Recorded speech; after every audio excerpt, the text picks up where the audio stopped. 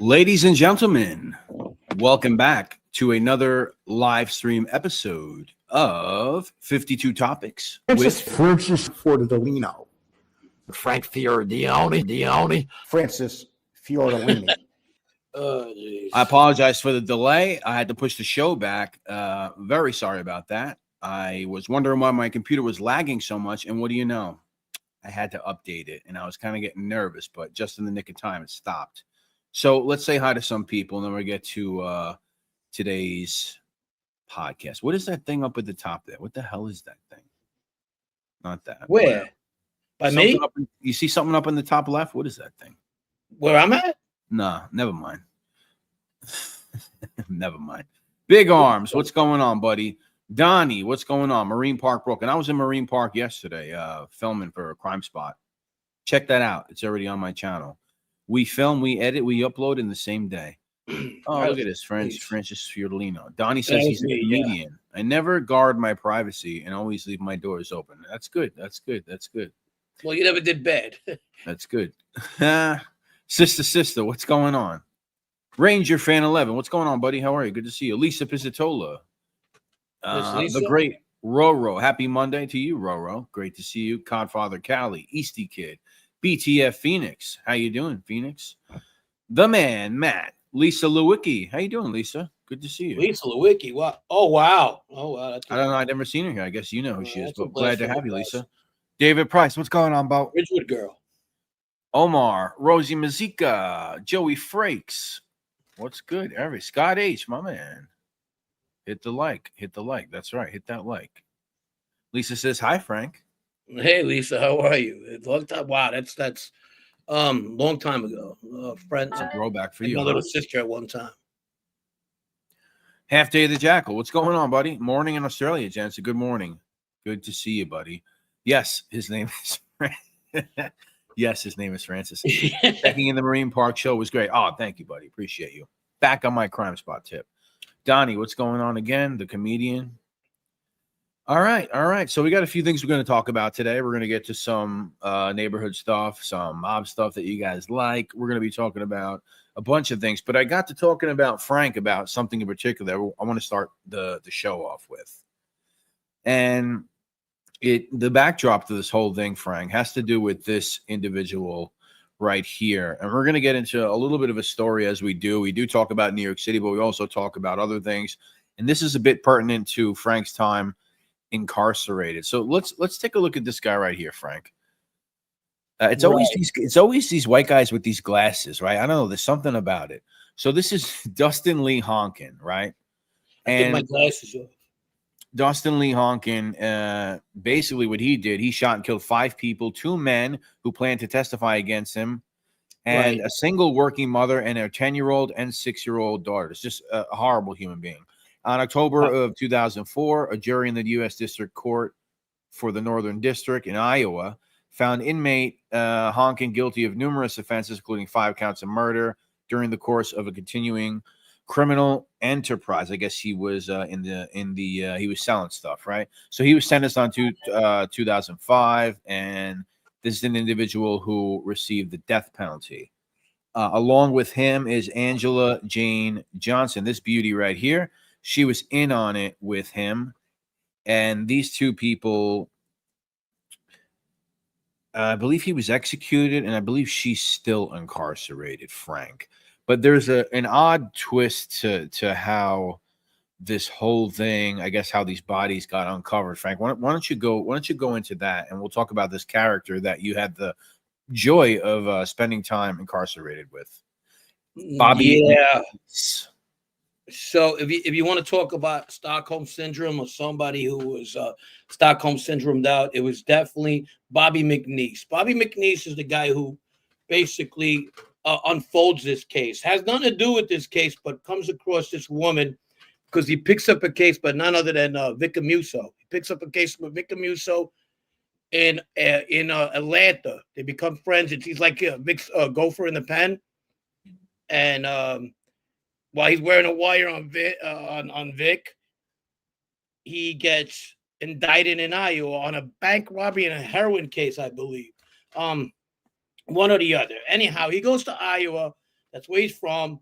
He was trying to put a fucking racket with his brother through Vic. And he's working already. He's doing this. He's putting the prints out because he's in jail for life on a bank robbery case. So he got life. So now he's trying to work his way out of jail by becoming the ultimate fucking jailhouse snitch. No pun intended. You know, there's all types of snitches. He was the jailhouse snitch. Okay, so he goes to Iowa, and when he goes to Iowa, this jail was so small that you could talk to the women part of the jail on the other side. So he starts talking to that beauty you just showed. What's her name? This is Angela Jane Johnson. Let's get another look at her. Look at that beauty. Look at that. She's tough, huh? Yeah, she looks like she does look tough. She looks like a girl that'll put someone in a headlock at a dive bar. She looks like a broad channel chick. Or broad channel? Yeah, it looks like something had a broad channel. Like what are those Irish girls over there or something? Yeah, the ones that be standing up. Who knew my name? It shows your name, Lisa. Yeah. Your name is shown. Oh, it shows your name, Lisa. Yeah, your name is on it. Not bad. Okay, anyway, back to that chick. He meets, so we called him Henry because he was always changing his name, always up to no good. Bobby McNees. He goes there. This is the only probably good thing he ever did in his life because I was in fucking jail with him and he was always up the correction officer's ass. You know what I mean? Yeah. He always did that. So that was his thing. So he's talking to this girl, and it was a small town where they indicted him on in Iowa that they had news cameras there. They had him being part of the New York mob. Obviously, his code. It was him and Vic Amuso, you know. So they were in Iowa. So they have this whole fucking fanfare around them. So this girl's like, you know, they were like, well, yeah. They're like, so you're a mobster? He goes, yeah. So if I tell you a story, maybe you could help me out. So she tells him she has a boyfriend who's in jail that's doing 20 years on a case that couldn't really. He got caught up in another charge, but they couldn't really charge him with what they were looking to charge him with, and that was the murder of a family of 4. And they go, but I know where the bodies are, she says. So he says, you do. Bing, bing, bing, bing, bing. You know, get out of jail card right there with him. Yeah. Been there for a while. He goes, well, let me know. Start writing this shit down and I could help you. But don't tell nobody. He's playing the part of a gangster. He's a swindler. He's a fucking swindler. So Bobby McNees is pretending to be a gangster. And he's telling her this. Yeah, I know the area. I was born here, but these are the guys I roll with. Just look at the paper. This guy's the biggest mobster in New York City. So just tell me what you want to tell me. You know where these bodies are? Let me know where these bodies are. You know. And show her again. This bacalao over here starts telling him everything, you know, fucking like, I know where the bodies are. I'll tell you what it is. And thank God they should have gave her the chair too. There was 2 young girls involved. I think one at 9 and 11, and they killed the whole family execution style. They took him to the forest. They just killed him, and just like a real motherfucker, you know. That's not a criminal. That's a monster, you know. When you can't differentiate between families. Anyhow, he tells him, he goes to the prosecutor and says, hey, here you go. I got it, you know. I got your bodies. They're like, get the fuck out of here. He goes, yep, I got them. Just go over there. Sure enough, they find the bodies. They re-indict this guy. They got the murders. They indict. Now he wants to fucking get out of jail. Bobby McNees does. Now, why is he there? Was he there on a drug charge or? He was there in a bank robbery, I believe. Bank robbery. Okay. And he ended up taking it to trial, like a lot of people do in the feds, instead of taking his 20 years. And he was in there for already 20 years. Jeez. And he got convicted and he's doing life. So this was good for him. He's with another guy who's doing life. They want to start a heroin ring in fucking Iowa. And they start talking about it. He goes, well, I could do it. If you could get me the drugs to Iowa, I got my brother. So he's already working on Amuso, but at the same time, he falls into this fucking jackpot, you know? and they tell him where it is, and they now the process goes. They find the bodies. If it wasn't for him, this case would have never got solved unless he would have told somebody else years later, which probably would have happened anyway. Yeah, probably. And but the Iowa state and the feds in Iowa who initially arrested him did not want to give him the deal. They're like, I don't give a fuck what he did. We just don't get along with the fucking state, so therefore we're not going to let him out right away. Eventually, what happens is they put this guy to death, and with all the fucking flack they would take, like 10 years later, they put the needle in this bastard, and they finally let Bobby McNees, Henry, out, aka Henry. So there you go, there you have it. That's the story of Bobby McNees. Now he resurfaced on the Stack Show not too long ago, not about his story so much, but about if Sammy the Bull really did those fucking charcoal paintings in jail or not. Right, because he knew Cornfed like you knew him, right? He knew him like I knew him. Matter of fact, he introduced me to Cornfed. Bobby did. Bobby McNees did. AKA Henry, because Sammy the Bull told me that you got this guy, in Minnesota. He's an animal. I was in ADX with him. No, he didn't know he was at Minnesota at the time. He goes, I was in the 80. I thought he was the ultimate warrior. He was telling me the guy, he was like, deadly. You see him, you just want to go the other. And he is intimidating, don't get me wrong. But one of the nicest guys I ever met. And I was like, yeah, another one. What's up, Eva? They're all coming in today. Yeah. So anyhow, after that happens, right? I meet Cornfed. He introduced me to, but he's telling me, yeah, you know this guy Paul Schneider. I mean, he's crazy. You know that, right? And he just fucking fucks everybody up. There's no fucking two ways about it. He's just an animal. I'm like, yeah. He's downstairs. Henry goes, he's downstairs. One of the nicest fucking guys you know. They go, AB guy. Goes, yeah, you want to meet him? Bro, yeah, he could fuck something up. Don't get me wrong. But he wasn't. I was expecting fucking war paint and, chewing fucking bars and all that other shit. It was kind of fucking funny. But that's how I met them. But Henry is, he was something else, man. He thought he was institutionalized. He thought after a while, and you get to see this a lot in these rat fucking places. So let me get this straight though, because he was in regular prison, right? So, but after he put the drop on these bodies, they put him in witness unit. Is that? I think it was more about his relationship with a Muso. Oh. That gets him into that, because that's a process when you get into that. That's called phase one of the WITSEC program. And when you get into these places, they don't bring anybody.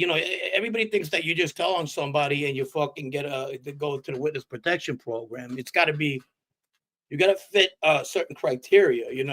Now he's telling on a mob boss. So okay, the mob boss. I mean, is that chick from Iowa ever going to come out of jail after he tells her where the bodies are and kill them? No, he ain't got nothing to worry about. Who's going to fucking, And he had another body like that too. I don't understand her logic.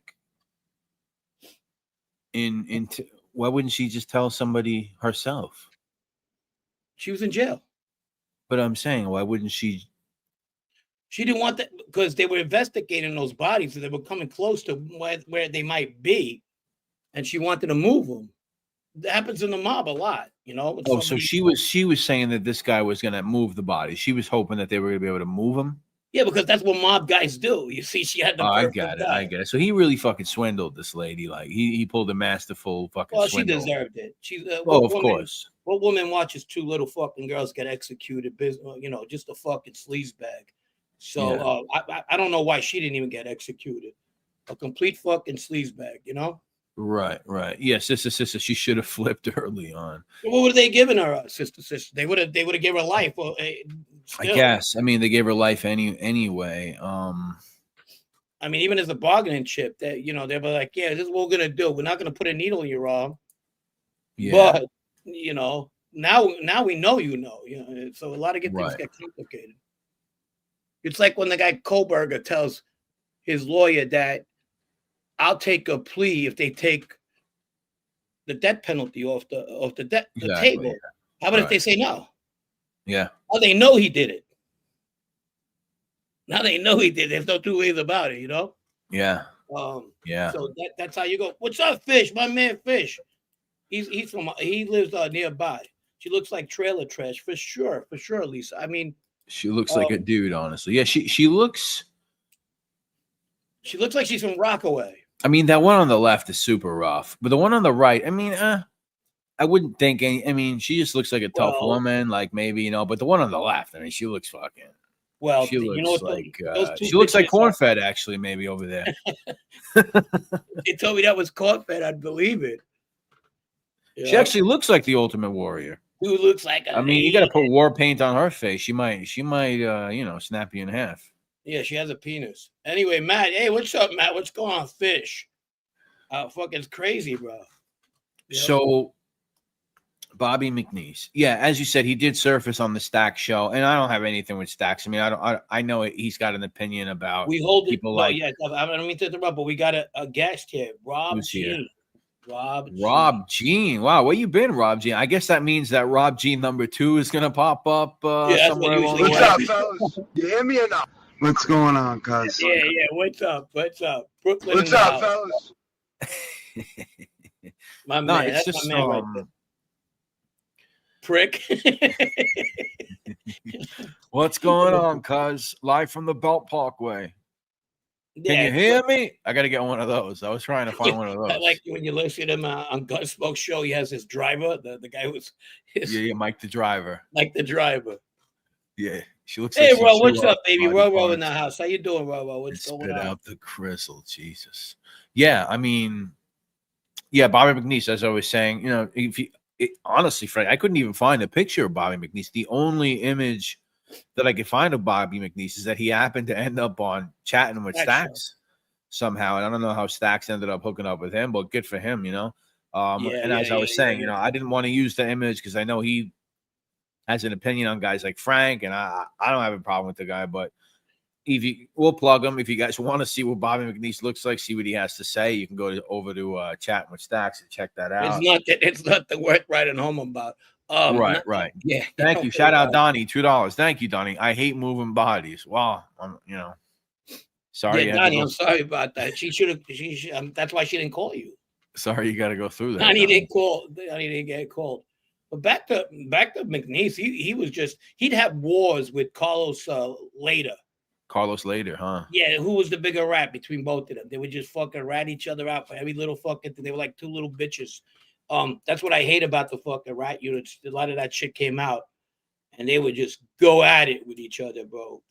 Yeah. They would write each other's cases and put them on the fucking wall. You know, and Carlos later, if you know who he is, he was the Escobar right there, one of Escobar's guys. Yeah. Actually, portrayed in the movie Blow, right?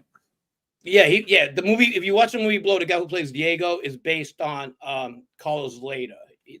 That is correct. But he wasn't with you too long, huh? He was kind of in and out.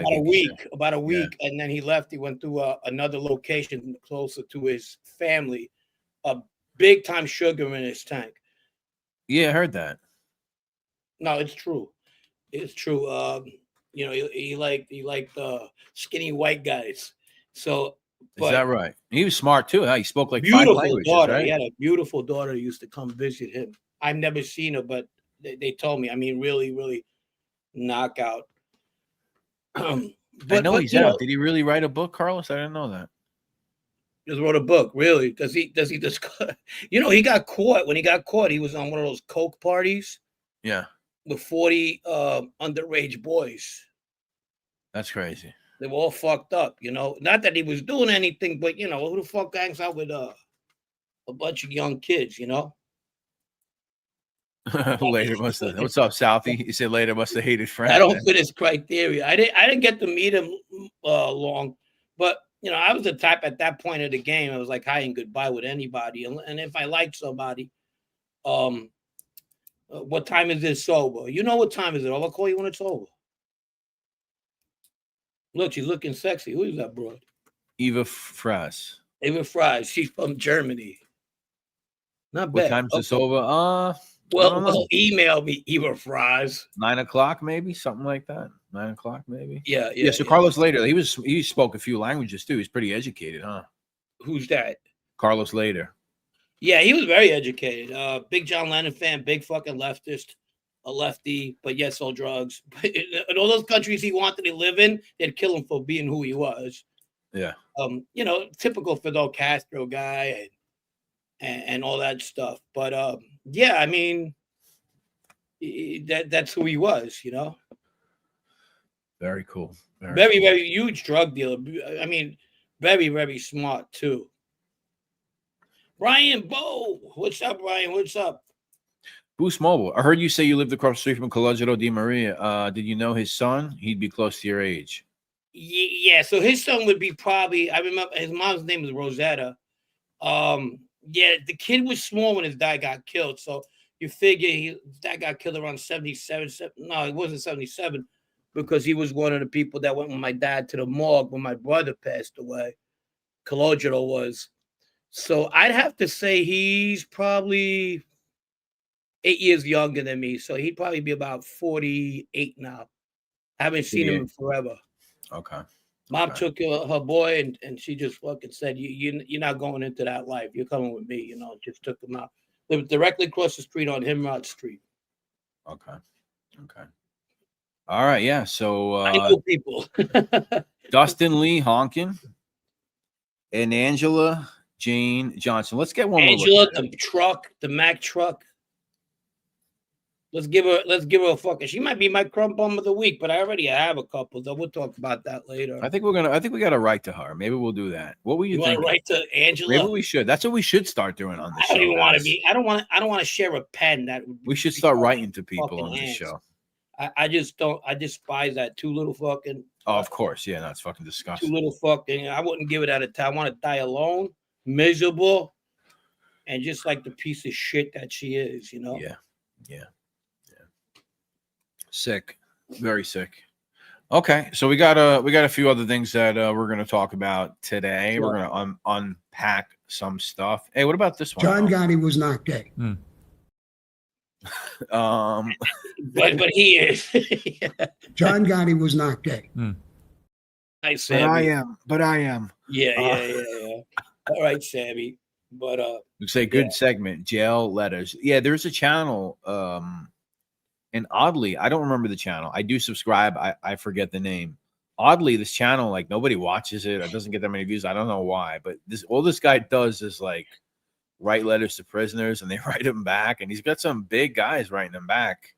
If I knew the name, I would say. But it is a good idea for a show. There's a guy that does it, and for whatever reason, it's like nobody watches this shit. I don't understand why, but I watch it. Shout out to you. Right. I'm so good. I don't even remember the name of his channel. But he's a good guy. That was a good plug there, Brian. He's a good guy. Just call him the guy who writes prisoners' letters guy. The guy who writes. 107 people in the chat. You see what I mean? We got to keep it to Mondays. When we do this, like Wednesday shit, Thursday, it doesn't work out, buddy. Yeah. Monday Night Live. It probably was because Gene was on last week on Wednesday. And Gene and shout out to Gene and what's the kid's name? Hootie and Gene. I didn't mean to do that on purpose. They're funny motherfucker. I'm telling you guys want to laugh. That's a great show. No, they are funny. I've been watching a little bit. They are funny. They make me laugh. The way they go with each other. You know what I mean? They're funny. Yeah. But Sammy loves boys. What's going on, Bo? What's up, Bo? John Papa had an inmate profile trying to find love. Really? Whoa. I don't know if he'd write back. I mean, probably if I was a female, he would write back. John Papa. When I met him, I met him. I was going to visit my brother, and they were on the same floor. So back then in MDC, when you would go visit family, there was tables. At one time when I was there was no more tables, and I think he was the reason behind that because he started a brawl when I was there. Really? Yeah, the families was there and everything. But when I met him, I used to see him maybe for about 6 months to about 6 months to about a year before they moved my brother to the other building. And you could tell he was still a kid. Yeah. And when did he go away? And he acted like it too, but in a good way, like funny, like one of those kids from the neighborhood until you found out what the fuck he was involved in. He had like 5 murders by the time he was like 23. Wow. You know? But yeah, he was who do you need those Ozempic, says Southie. Yeah, maybe he does. Maybe he does. He's getting big. He's getting big. But I didn't realize how funny they can be, and they're very funny. I found them to be I watch them, and they're funny motherfuckers. Frank, how much did you do in oil? In all. I still can't read with fucking glasses in oil. What was that? Tuna fish can. No, how much I do? About close to 6.5, 7. What I'm trying to find Phil. Oh, that's Phil. he has like a weird tattoo on his back, Papa. Phil Lisa. We don't call Phil here. We call him Rice Ball. But it was Phil. I was going to visit. Death Before Dishonor on his tattoo in Italian. It's got 2 eyes on it. Mm-hmm. John Papa. Yeah, I mean, yeah. That doesn't really that don't help him. Yeah, that ain't helping. It was kind of like weird because Mob Facts in the house. What's going on? One of my favorite Shout shows. out Mob Facts. One of my favorite shows. One of the best shows on YouTube. If you already addressed it, ignore my comment. Oh, what is it? What do you guys think about Dominic Sicilian trying to get Sammy the Bull's parole violated for allegedly carrying a gun? Doesn't that sound familiar? I didn't hear about that. I haven't been following too much Sicali. I've been hearing from Frank some things about the Sicali with Sammy the Bull and the girls. But yeah, that was going to be something we were going to talk about. Sicali versus Sammy. I don't. I'm not going to rationalize why he's doing that. Dominic, but he's kind of bitter on the other things that apparently Sammy been doing, and one of them is disrespecting women. And this whole gun thing came about. One of the women that was working for Sammy at the parent. This is all alleged. This is all apparently apparent. I'm sorry to cut you off, Frank. If you could, I don't know if other guys notice. You sound a little low to me. Maybe if you can come closer or bring the computer closer. Sure. How about now? Yeah, you sound a little low. Just speak up a little bit. Maybe my mic. Hold on. Yeah. Let me check something out here. And we'll get to the bottom of this. Yeah, you're good. You're good. All right. So basically, there's some accusations flying around about Sammy and his work staff, specifically the women. And Dominic is friends with one of the women. And what came out of this was when she was working for Sammy, apparently, and Lee Cole surprised Sammy, she said that he had a gun with him. Oh. You understand? So that's where that's coming from. Is it right that he brings it out? Well, he's friends with Anna. I don't know. Would I do that? Probably not. I heard something else. I also wouldn't be abusing women either. I heard Sammy said something else about that gun. Oh, yeah. Is that a That's gun? not a gun. I'm just happy to see it. That's what I heard. So is he stupid enough to carry a gun these days? Or is he just being cautious, And I'm pretty sure a lot of people, I don't, but I'm pretty sure a lot of people in my situation carry some form of protection. Okay, so he's calling out Sammy's parole officer and accusing him or her of taking bribes for Sammy the Bull autographs? What? He's calling out... Taking bribes for Sammy. He's calling out Sammy's parole officer. Yeah, I don't know, man. That it's crazy. It's mob. It's the after mob life. And listen, we were all fucking fucked up one way or another out there. So now when people fucked up situations happen here, why people surprised? Am I surprised that if Sammy would have a gun? No. Do I know he has one? No, I don't even talk to him. Yeah. I got enough out of him in 2 years I was in prison with him. So that was it, Yeah. We'll keep an eye on it. I mean, obviously Dom has been on the show before. So yeah, I'd love to have him back. It was actually fun when he came on. He's another one with a pretty good show. I like Dom's show. Yeah, so if this thing starts heating up, if Dom wants to come back, he's welcome to come back and explain his motives as to what's going on. I know that he's got Anna Marie over there. Anna Marie's been in our chat a couple of times. One time, and we try to get her up. Yeah, I feel like she might have came back and said hi. The door's still open. We're fans, and we're pretty sure you're not bullshitting about anything because look where it's coming from. And if Dom is protecting women, kudos to Dom. The only thing I'll say is and I play these funny Sammy clips like the gun. That's not a gun. I'm only happy to see you, which is implying obviously there's a bulge in his pants. And then you got shit like you're the one I've been looking for. I mean, and there was 5 or 6 other ones, and he was doing these things. But it's and I'm not saying what these women or what anyone is saying is not true, but I mean, stuff like that. I mean, who do you think's filming that? I mean, who do you think's coming up with that kind of material? I mean, but at the same time, he has said some questionable things that we've spoken about before. It's things towards Nadu or whatever else, some vile stuff. And the Nadu thing was funny because I think he was throwing fucking a little bit his sexiness out. You know what I mean?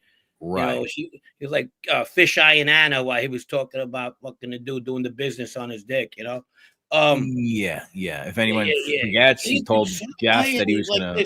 And he's like Fisheye and see what reaction she would have. He's putting out the feelers. He's putting out the feelers. He put out the feelers. Fucking dirty old man, bro. He told Nadu he was gonna put him on his knees and make him suck his, which is pretty gay. But that's Sammy, I guess. I mean, in the manner in which he said it, I probably wouldn't say that.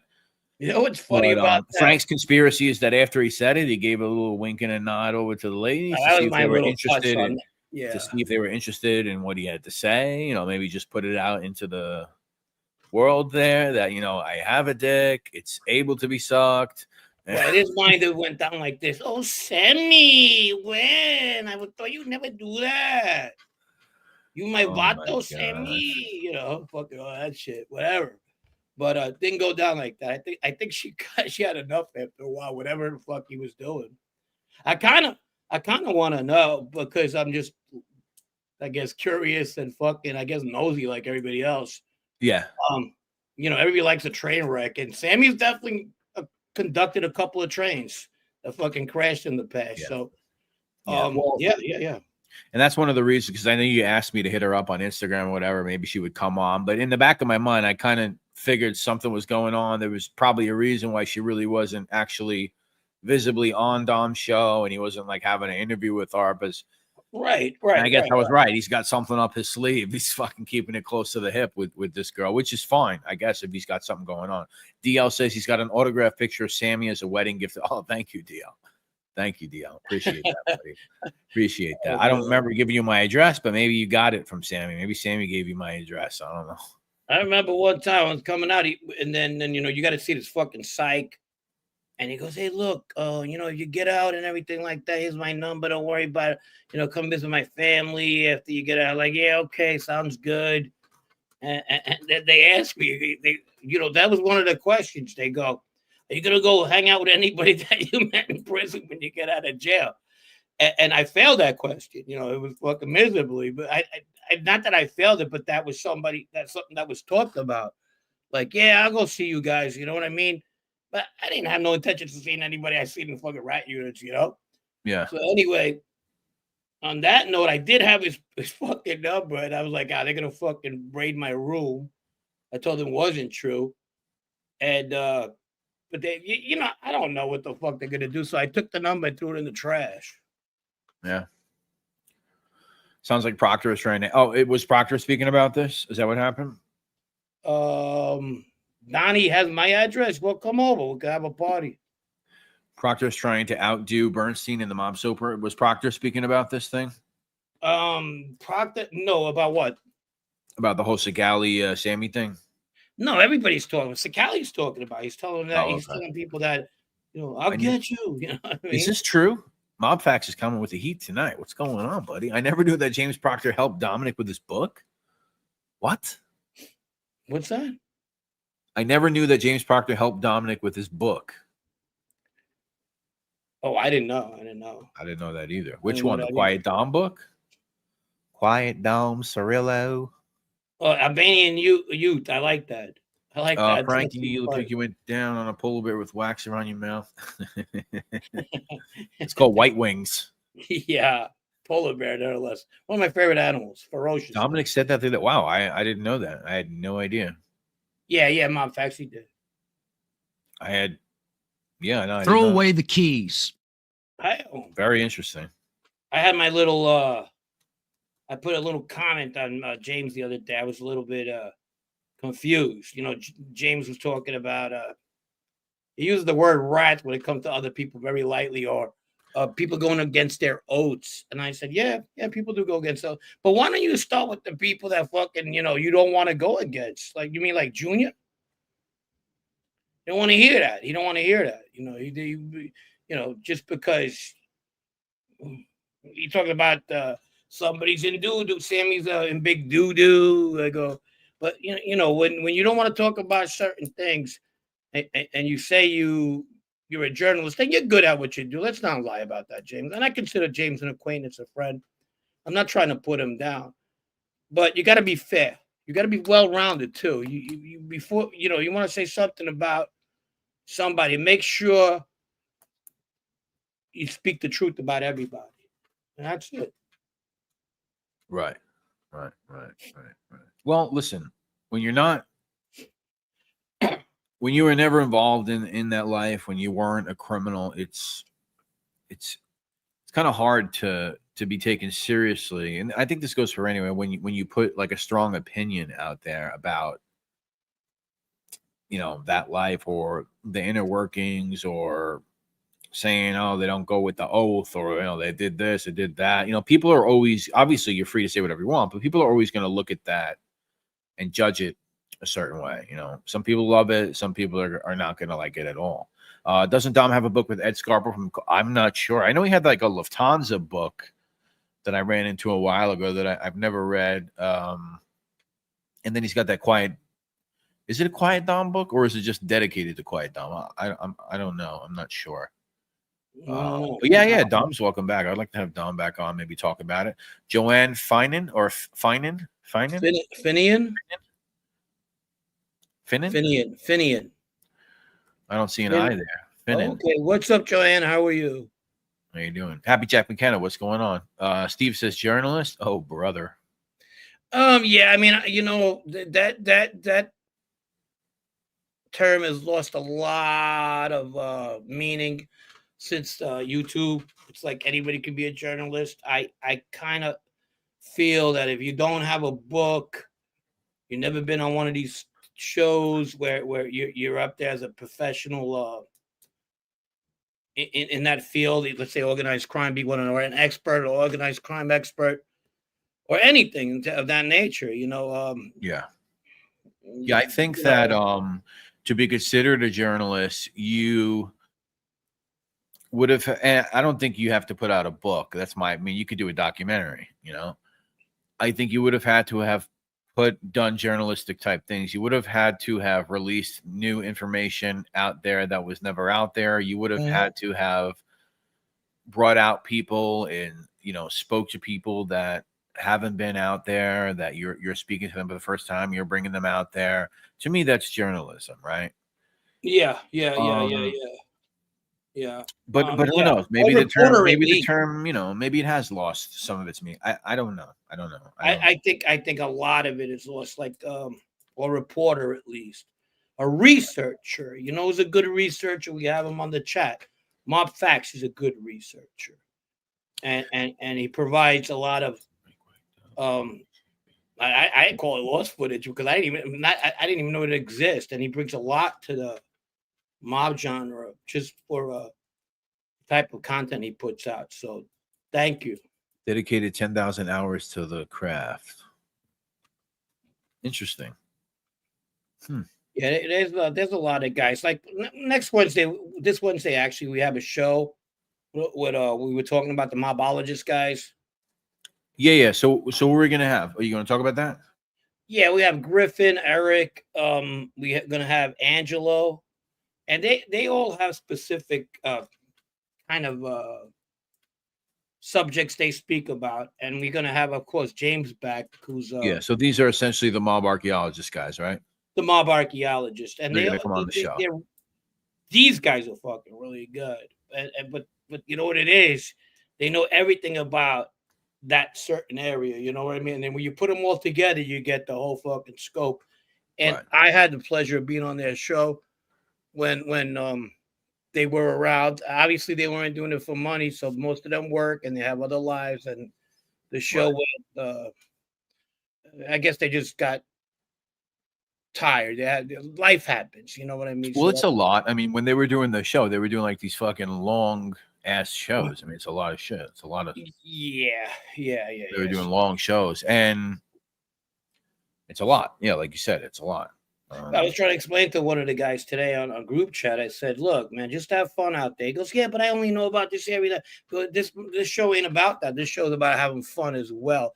We all have fun here. Just you know, there has a lot of people that gonna love what you guys know and don't know much about what you guys bring. And if they do, they don't know specifics of certain things that went on in the past. So yeah."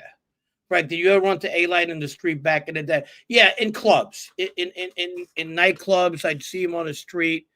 You got to remember, he's 8 years older than me. So, you know, they were doing adult things while we were growing up. So, Shout out to you, James Willing. Thank you, buddy. Appreciate it. $1.99 from James. Thank you, buddy. Gene and Hoodia went off on Columbo. Yeah, he was our crumb bum of the week. Yeah, he was our crumb bum of the week last week.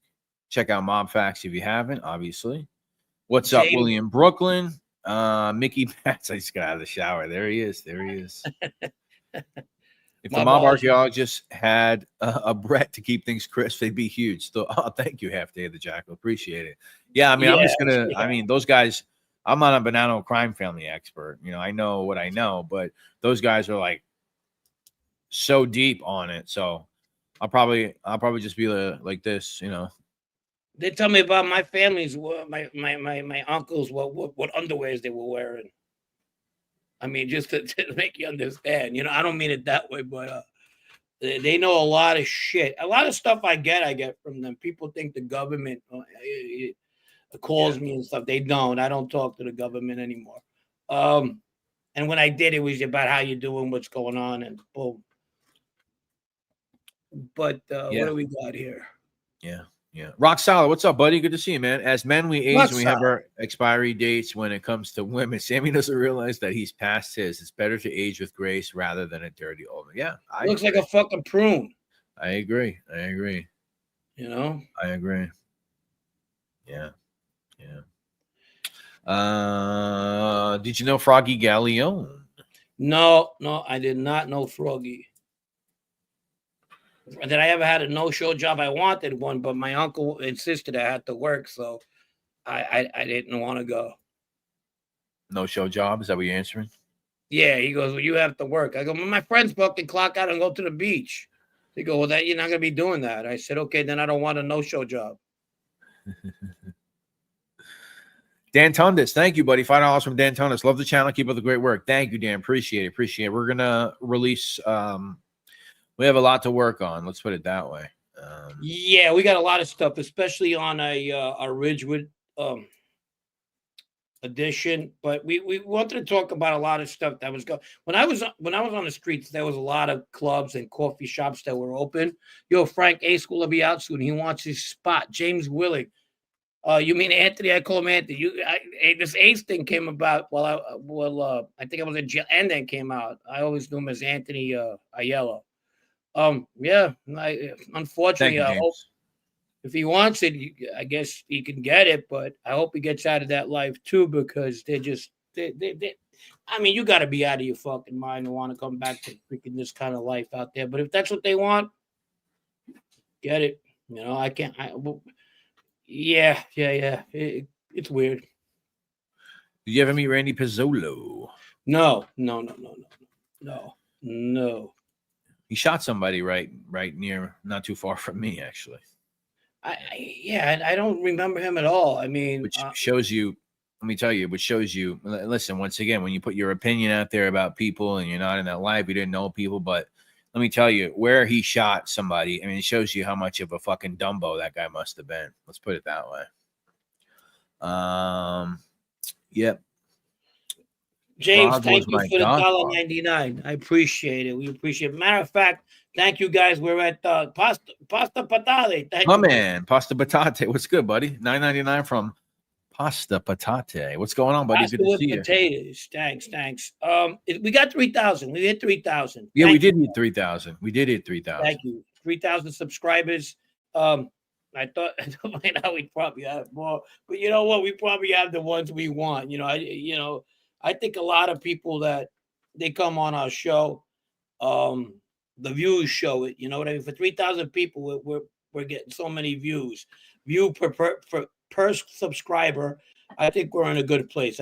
We just need more subscribers. But thank you. I appreciate you guys a lot. Yeah, it's just people. A lot of people have a problem hitting the subscribe button, or they're just casually watching YouTube and they just don't think about stuff like that. But as Frank said, anything we upload onto YouTube gets as many views as we have subscribers or more a lot of the time. So, people, Mob Facts, I got to delete that comment. I'm going to delete. What do you say? He says, do more shorts. I've been telling he doesn't want to do them. No, I do want to do them. I do want to do them. Yeah, but Steve agreed, Frank. You didn't think I was going to see that. Agreed, Frank. You gotta be out of your mind to be in that life. Yeah, Steve. Absolutely, Steve. I mean, it is what it is. Thank you, Lisa. I appreciate it. Justin Mason, is there a difference between a knockaround guy and a wise guy? A knockaround guy and a wise guy. Yes. Knockaround guys become some become wise guys, and not all knockaround guys become wise guys. But if you're a knockaround guy, and all wise guys that were tough at one time in their life were knockaround guys. You know what I mean? Right. But you could be a wise guy and be just a fucking chump. I know a lot of chumps. And most of them you never even hear of. You never even hear about them. Every neighborhood has a bunch of them, but you never even know their names or. Yeah. You know what happens to a lot of guys? You could be a knockaround guy, but you pick up a vice and people look at you differently. If you're a chicken who can't lay a fucking egg, nobody's gonna want you. I mean, to them you're useless, But if they'd rather have a fucking guy that just can't fight his way out of a paper bag, fucking produces a gross of 144 eggs. You know what I mean? This guy never killed an afternoon. Huh? This guy never killed an afternoon. What is he talking about?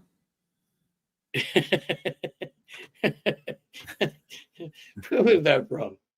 I don't know. I heard it. Somebody said it once on here. I never forgot it. Yeah. Actually, there used to be not John A-Light. He's a friend of the show. There used to be like some guy that used to come on and do A-Light's voice really good. And I think that's he was like, he never cracked an egg. He never killed an afternoon. He never killed in the afternoon. I never forgot that. I don't know why it was so funny. Frank, you ever eat at Patsy's in Harlem? Actually, I've never eaten at Patsy's in Harlem. They expanded Patsy's to other locations throughout the city. I don't know the dynamics of it all. It's the same logo. It's the same. So I've eaten at a Patsy's, but not at the Harlem one. Yeah, Frank, no, you ever eaten at that one? No. I don't think I've eaten Harlem to begin with. I was a creature of habit. I stayed within the perimeters of where I grew up in, and very rarely I left. And as far as Manhattan, we would go to Manhattan on the weekends. At one point, I was into that phase. If I did go to Manhattan, I used to eat at Mr. Chow's a lot. Mr. Chow's. Yeah, I that was one of my favorite places, and I'd hang out there for a second. Open at 5, close at 10. There was always 4 or 5 celebrities there. It was pretty cool. But that was about it. And then I would go back home, and there were times where I was fucking broke too. I mean, let's be most of the time anyway. And when I had shout out Southie, $20 from Southie. Thank you, buddy. Appreciate you, my man. Southie, my man. I see Southie. He goes, you don't look as fat as you do. Thank you, buddy. James Willing, $1.99 again. He says, "Yo, Frank, I live in Woodhaven, and Ace will be captain." Well, maybe. Yeah, of course. See, what's out there today? and who he is and the time he did, fuck, I won't be surprised. He'll be top 3 one day. Yeah, of course. Fish said his TikTok is blowing up. He's got 9,000 followers in 2 weeks. They love Mike. You finally took somebody's advice. Your friend Nadu told you to do that, I think, Fish. I'm a fan of Fish. So I'd like to see that. Go easy on Fish, guys. Plug it, Fish. What's the name of your TikTok? What's they say? Frank, Easty Kid said, Frank, can you describe Makes sense. Mob facts. Caesar Bavetri's personality? With held back around family. He was more a little, he would smile, laugh, smoke, but not very talkative. Hey, he'd be nice. He'll be saying hi to everybody, but not very talkative. And when he talked, it seemed like he always talked in corners with the other guys when we had to talk. But he always comport himself like a gentleman around, just an introvert, maybe. I guess they'd call him. Yeah. Well, probably for his own good. Baldo was more the playful type. Speaking of Caesar, that brings up today. I was actually reading some old news articles. I was just reading up on, because I'm back on NYC Crime Spot now. Past 2 weeks, I put out some walk-in talks, one in Queens, one in Brooklyn. So I'm always like scouting and thinking of locations. Mm-hmm. So I was thinking about the Caesar murder and the factory that they left him in, this and that. So I was going through old articles and stuff and reading, like police report, news reports and whatever. And they were talking about the cafe he owned in Brooklyn. Yeah. Cesare's cafe. Caesar's or whatever. Mm. And I was like, all right, I wonder where that was. And then I was looking, and then Dyke Heights. Looking through the news articles, I actually found an old advertisement. And Mob Facts, if you want, I mean, you have the same capabilities that I have to research, but you could probably post this. People would dig it. I posted it on the community post. So I found an old ad for an event that was happening at his cafe. And I actually found a picture of his cafe on the 80s tax website. So after he's killed, that name has changed? No, it stays the same. Yeah, so for how long? Until the late 80s at least? Or I was there, and I'll tell you when I was there. And I'll put that photo up in a second. 1998, 97. Oh, we still called that. Interesting. Yeah, and what had happened was Janini's got busted. They closed us down for good. And I was with Baldo's cousin. He had to go see Baldo. He goes, "You want to take a ride?" I said, "Yeah, all right, where we going?" He goes, "Down to see Baldo." Well, his cousin wanted to see him. Nino, I said, "Yeah, I'll take a ride with you. We'll go." And we went there. And that was it. We talked for a little bit. And I think I was discussing at the time, it was like 97 or 98, that the kid Tabita had gotten picked up. And I think he's starting to fucking talk. And that came from his father, Tabita's father. He seen me in the street. And, in typical Barlow faction, like, yeah, what the fuck? Yeah, those motherfuckers, they were always starting trouble over there, then like didn't know anything was going on. Fucking, I mean, they were robbing everything, Enterman's trucks, fucking. He goes, what the fuck do you expect? And it's crazy because my brother Joe wakes me up one day and he goes, "Hey, listen." And we had gotten into a fucking fight, not an argument, always something. Always my fault anyway. So, because my brother Joe was a good guy. Even though some things were questionable after he died, but hey, it is what it is. I love him, and I always gonna love him. Didn't get to talk to him, but it is what it is. He wakes me up and he goes, "I just came to see our uncle Cheech." I said, "What happened?" He goes, "Well, Anthony's father went to him and told him that they've been asking about you a lot, the feds. And Anthony wanted me to tell you, even though he was ratting, to his father." So that's when I was like, I don't give a fuck. I'm going to listen to his fucking father while his son is probably telling on me. I didn't do nothing, Well, well, maybe you need to take a fucking little hike for a while. I said, all right, I'll go out to fucking New Jersey, and then from there I'll go to Pennsylvania or something. I didn't know where it was. I just wasn't decided. I had friends. Kind of was tired of the lamb, being on the lamb all the fucking time. So I'm like, if they're gonna say something, just let them say it. I don't give a fuck. Whatever. And I left for about a week, and I came back home. This was Tabita that was saying it. Yeah. So his father, Joe, was trying to give me heads up. Yeah, that's him. So he goes to my uncle and he tells him, because he lived downstairs. My uncle, I think, was renting his fucking spot right there. They own that block or whatever, which my uncle ends up buying. So, typical uncle, my uncle, typical shit, always like, well, yeah, all right. I don't know anything about my nephew, but yeah, I'll let him know. But he let him know. He delivered them to the message to my brother Joe, which was his favorite nephew anyway. And then he ended up telling me. And that was like, I got arrested 4 years later. Yeah. So what was I going to do? Go on a fucking land for 4 years? But it wouldn't have been a bad idea, because I don't get the RICO charge. Like, it's on the cusp, because I'm not part of an enterprise for 5 fucking years. So if I stay on the land for 5 years, they can't charge me racketeering murder. Interesting. It's not. Yeah. So that was back then. But what were we talking about anyway? Yeah, I just want to show Caesar's this little thing, and if you want to look at it, it's on the community post. So you have a little ad right there: Cafe Cesare, Greg Peters, and Joe Franklin. We got a little Elvis over there. I don't know what that's all about. That is not who you think it is. 7109 13th Avenue. And that's what it looked like in the 80s right there, Cafe Cesare. And there he is right up there. So I just wanted to share that. That's on the community post. You guys can go and check that one out if you would like. And we're going to get to a couple of other. Let me get to some comments real quick. Let me get to some comments here. Have you noticed I'm not at the regular location for this show today? Yeah, where are you? You're over by Times Square over there. By Times Square. I always get hit. I'm close to getting hit by those 2 fucking cabs behind me. Thank you, Ro. Thank you, Ro.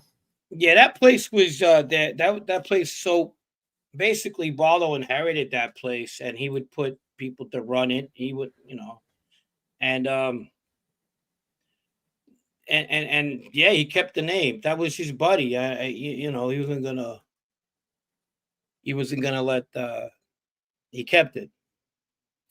Snake Plissken, what's up, buddy? $4.99. Frank, did you ever have any dealings with Jimmy Calandra? I did not. No. I first time I've heard of Calandra was probably through that book, Michelle McPhee's book. Okay. Moon over Miami. Moon over Miami. Yeah. Yeah, I know. I had. Thank you, Lisa, for the compliment. Yeah. James Willing, another $1.99 from James Willing. Yo, Frank, there are a lot of bananas in Woodhaven. Thank you. Vin Mac 101.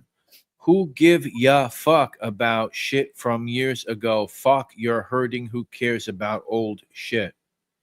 Okay. All right.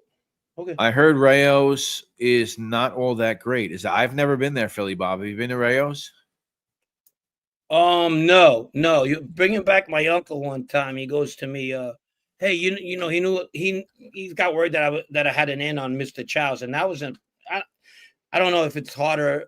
It's just as hard to get in Mr. Chow's that it was Rayo's, but he would say, hey, you got friends out in Manhattan. Do me a favor. He wanted to get one of these guys that was one of his biggest Joker Poker customers, a table at Rayo's. So usually when my uncle wanted to talk to me, it was about something I fucking did wrong, fucked up somewhere. So I'm like, let me listen to this shit.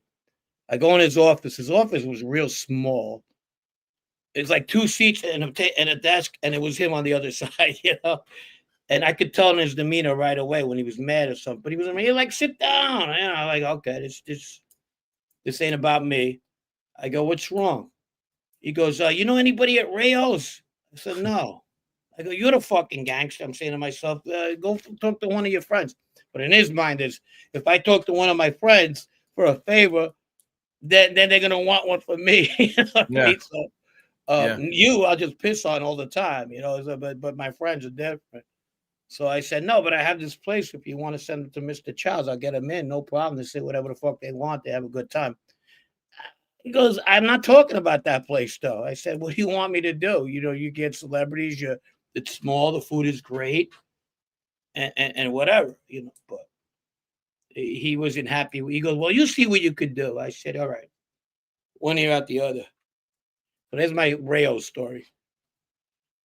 I do use their sauce sometimes, and I usually make my own sauce. But you know, just to be curious, you know, in the case of emergency, I use some of that sauce you get in the supermarkets. Yeah, and they're not bad. It's not bad at all. Yeah, no, it's not bad. I've had it before. What else? Listen to this. Motherfucker said broad channel girls were called wharf hargs and wharf rats back in the 80s and 90s. Well, I didn't make that up. That's funny. I didn't make that up. Michelle McPhee, a Boston girl back in the 80s, she worked as a waitress in mobbed up clubs. Michelle. If it wasn't for fucking broad channel, I never would have got laid. Frank, did you ever see the mafia cops in New York? No. Yeah, no. Not exactly Frank's precinct either. I'm No, sure if it was, no, he would have been messing around. No, fuck that. I mean, do you think the FBI are letting out all these mob killers so they can have something to do? Yeah, it's like the fish. There's no more fish in the fucking pond. Let's just go fucking grab some and put them in there. Yeah, Dan, mine too. Dan, see what Dan says.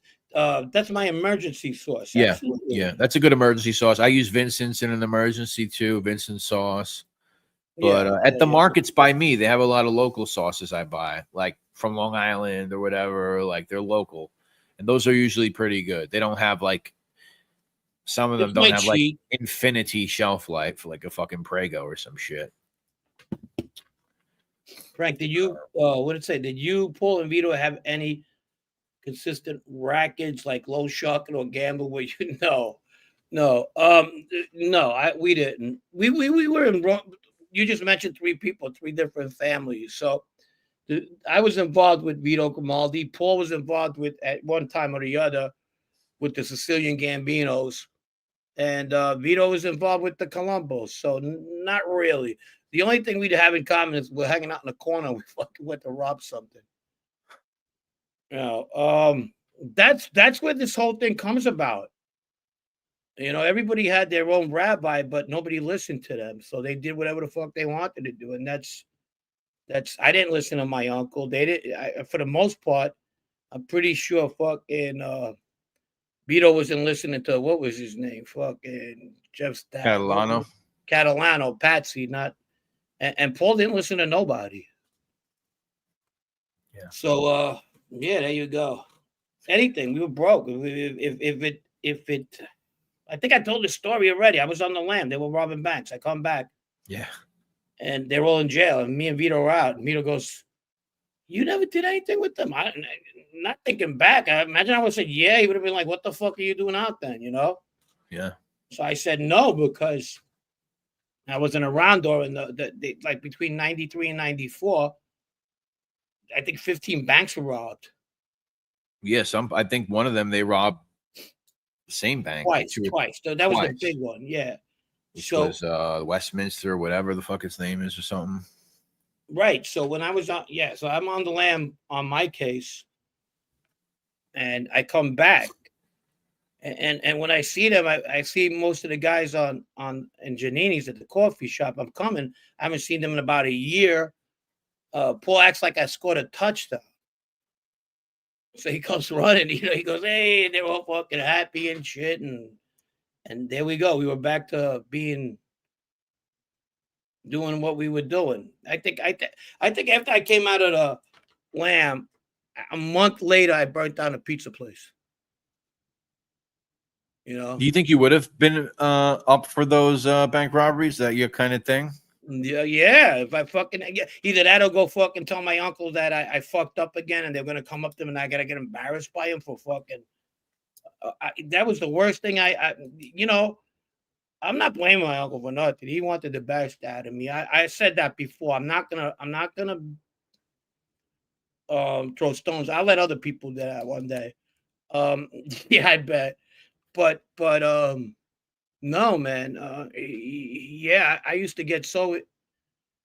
I did it anyway, but I used to get so embarrassed. And he wasn't forgiving, man. He would just like the next thing, my other brother would come in and you had to tell them what I did. And then when my brother fucked up, he would tell me what he did. And then when the other one, and he would just fucking over and over. So yeah, I would have robbed. I did worse. I would have robbed, of course. Of course. Lisa says that she always thought you were an angel. Well, yeah, I bet. She lived next door to me for shit. Right. I mean, the same house, but next door for a good like 8 years. Her and her brother, her pop and her mom. Philly Bob says, Frank, I'm 62. They were like family. So, Philly Bob says, Frank, I'm 62. When I was younger, I was told that my great-grandfather had dealings with the Black Hand. What exactly was the Black Hand? Extortion group, early mob extortion group.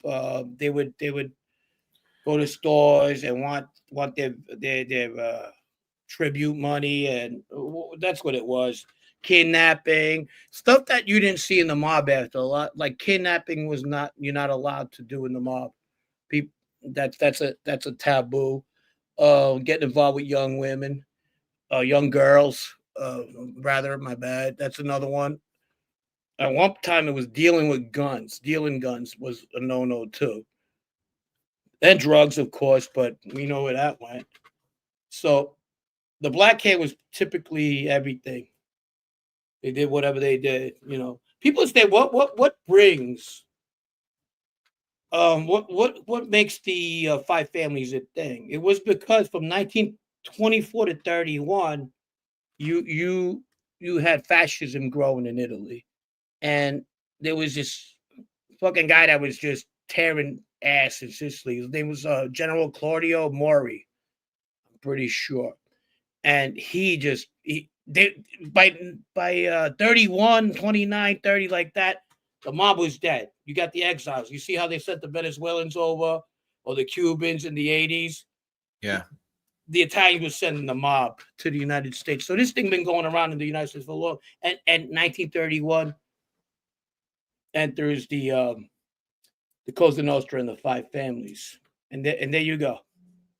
Speaking of fascism, I saw this wild photo of Mussolini era Italy, of this, they do these like propaganda campaigns, There's just something so bizarre about this. I want to share it with everybody.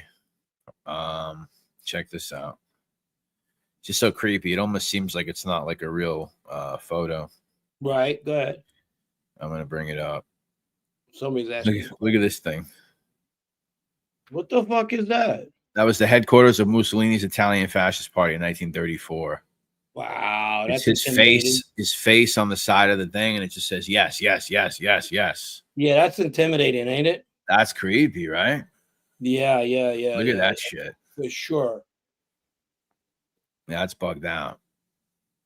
Yeah, I saw that on some history page the other day, and I was like, wow, that is like bizarre. That looks like right out of a fucking dystopian novel or some shit.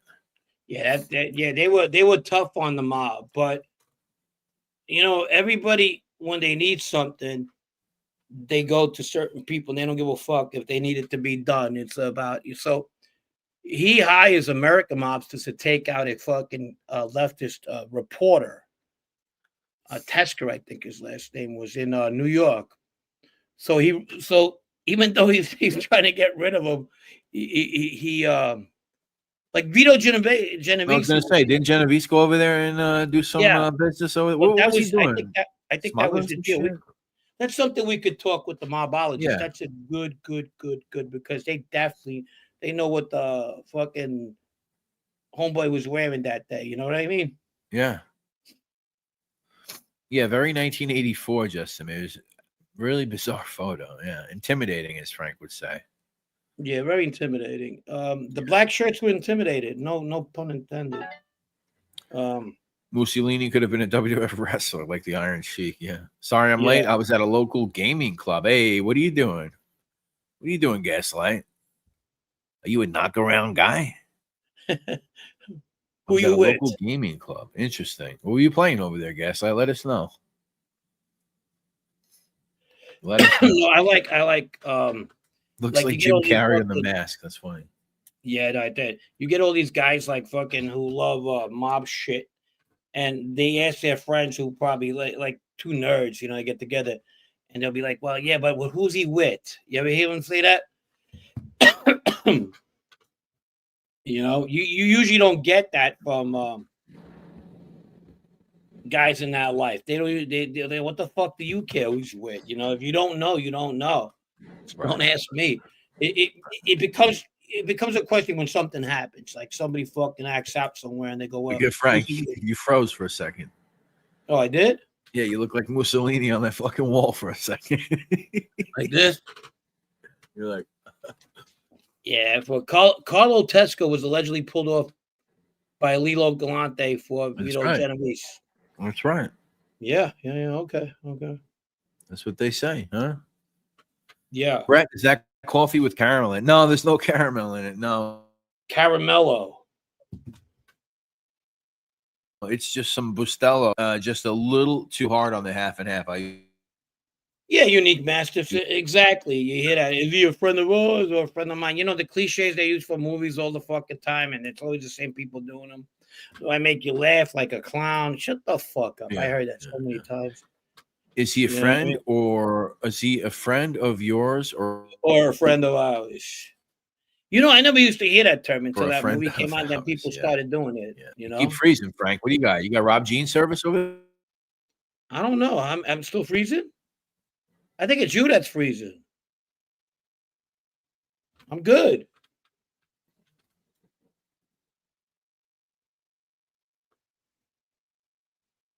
Yo, IP connection is connection. is it you or me?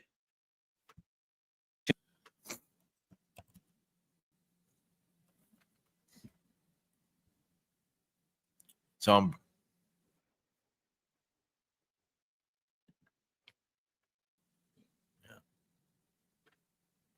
It's you. Thank you. So I guess you guys hear me. Let me do what he's frozen. Yeah. Who looks like Mussolini now, motherfucker? Yeah, I know. All right, what do we got? Gaslight, 52 topics. It's me. I know it's you. So I guess I got this show by myself now, guys. What do you want to know? You're free. I'll give you a free range of anything you want to ask. Yeah, what the fuck was that all about? I'm not used to this. That was good. Yeah. Okay. Well, anybody? Questions? All right. So let me get to my next one. I want to talk about. Are we good now? Yeah, you're good now. I'm good. You know what it is, guys? This fucking thing, man. I used to have Verizon, right? I never had a problem. Now I have Spectrum for a while, and I fucking hate it. I got nervous for a Fucking second. garbage, which is like Time Warner. Remember Time Warner? It's that fucking James Dolan bullshit. All right. Yeah, you're back. Thank God. Well, I'm back. Yeah, Frank got nervous for a second. Brett's I glitching. got nervous for sure. I'm glitching. I was about to look. Frank, you ever rub elbows with the Wolf of Wall Street crew that was in your era? No, Unique. I did not. Big Frank, you look a little like the Iceman. Thank you. Oh shit, you fucking Kuklinski If boy. I was the Iceman, I would have done the job on pizza. That fucking cheeseburger would have not been fucking laced. It would have been laced the right way. I'm sorry, we missed it. Let me get back. Say froze. Justin Diamond, 1999. Thank you, my man. Appreciate you so much. Shout out Justin Diamond. Thank you, buddy. Thank you, to everyone Jason. that donated tonight. Thank you for everyone hanging out. 145 people in the chat. Appreciate it very much. And then we got another one here from Carmine S. My man, what's going on, buddy? $4.99 from Carmine S. Gaslight, look with the Johnny Morante. Sure, he's a legend. He's a legend in Italy. Of course, I've heard of him. Gaslight. Yeah, Spectrum sucks, dude. Fuck Spectrum. He has a song, Scende la Pioggia, which is actually a Turtles hit, which is Eleanor G. I think you're swell. and they're the same song, but big hit in Italy. What's wrong? Frank looks like Garth when Wayne left him alone on the. You ain't wrong. You ain't wrong. Oh man, That's funny. That's Justin. funny. You call Jason Justin. You know that. Not only the guy who's nice enough to give us 1999, you called him Justin. Yeah. Who's Justin Diamond? Let me see. Hold on. Where's Justin Diamond? Justin, LOL. Jace. Wait, what am I looking? The Gusta never disappoints. Yeah, Frank looks like Wayne. I got that one. Shout out to Benjamin from Rob Law. I love Wayne's Row. That was great. Way to go with the super chat for the Superman bringing us super content. That's a lot of supers. Thank you, Wayne Hunter. What is that thing over the R? Does that mean something? Sort of like it's not a tilde. What is that? Something in German. Oh, is that what it is? Your spectrum's good out here in Soka. It sucks balls where I'm at, man. Jeez. Jesus. Sorry, the Q11 was like the Q11. Where's the Q11 at? The Q11. I don't think I've ever been on the Q11. The Q11. Well, obviously it's in Queens, but they wouldn't have the Q. Right. Omar says you were going to move on to the next point when Brett got back. What was that point? Okay, so Sicilian coffee shops. So coffee shops that I grew up in Bushwick, Ridgewood, Glendale, Middle Village, and what they were like. So, I get you guys. I'm going to try this new thing that get you guys like scenery wise. Like, in other words, I'm going to be talking about this in the Ridgewood series, these places. So I want you to know more or less where they are. And I'm going to start with the Cafe Viale on Knickerbocker Avenue. There was 3 coffee shops on Knickerbocker. One was Viale, which was like a neutral spot because there's the Baccarat game at the big time Baccarat game that was run by both the Gambino and Bonanno Sicilian factions. It was a bicameral, I guess, if you will. I'm using a political term. Venture. So that you had the Cafe Viale. That was one of them. It was owned by this guy. His nickname was the Jew, obviously. The stereotype, not that I've met a lot of Jewish people, they're not cheap. And Todo Corso, the Ujura, they called it. And that was a Sicilian for the Jew. And then they had one that my brother had that was Super Sport / Cocadora before that. And then another one, Bella Palermo, which on Knickerbocker Avenue. There was those 3 coffee shops at one time when I was growing up. And they were the main coffee shops. And that was a guy who was around Patsy Conti, Frankie Short. He looked like a frog. He looked like a what? A frog. He looked like a frog too. Yeah, they both looked like frogs. They had something going on. They were talking about Caesar before. Caesar had bad eyesight. I remember that. He always looked, when somebody has like glasses and their eyes look bigger when you're looking at them from that side. Yeah. He had that, like, kind of like, and I never seen it because I don't remember Lilo Galante, but that well. But you see pictures where his eyes look bigger. He kind of had that look to him himself. But those were the 3 coffee shops there. And then we had them in Ridgewood, obviously, the Giannini coffee shop. We had Cypress Avenue, had 2 of them. Forest Avenue had 2 at one time. And they had machines, and the machines were usually a Gambino or Bonanno spot. And that's how my neighborhood usually ran. I don't remember any coffee shops that had anything other than Gambino, Bonanno in them. And what made coffee shops while I was growing up was the Joe Capoca era, the machines. So they had all these machines, and each hangout. Eventually, Lenny DeMaria opens up a place, and with Anthony Tabita running it or owning it, along with Fabio and Paul. And that was up on Myrtle Avenue. It was called Stella. And yep, there you go. So that guy behind there used to be my handler, the FBI agent. Oh, which one? To his left. I'm not going to mention his name, but one of the three used to be my Is FBI that agent. right?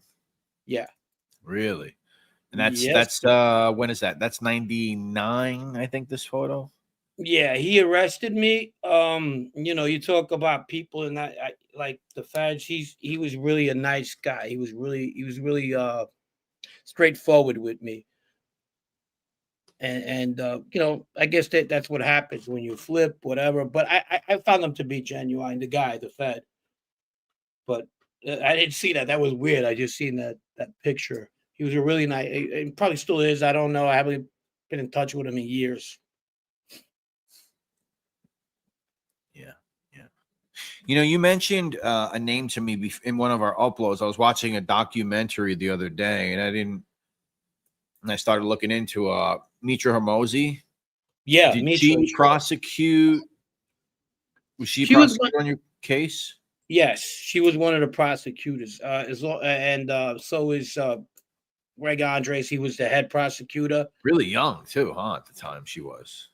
Yeah, very young. And that's another person I had a pretty Attractive. good relationship with. It's a business relationship. I tell everybody that. I think a lot of these guys in the life think that these relationships they become friends or whatnot. You get that's a Especially slippery her. slope. She's a good-looking woman. For Very sure. good looking woman. Yeah. I was glad. You know what? It's funny. They always had women handle me, like the briefing or talking with me, because I used to get a little fucking aggravated with men. And like especially on a prosecutor's level. So like for another case, that women handle me, but then they had guys cross me, or direct me rather. But I remember there was another woman, Andrea Cronenberg or something like that. She was in the second case I was in, and I came in from like Minnesota. I had a fucking tan and a half. I would tan all the time. Yeah, Mitra is a very good looking woman for sure.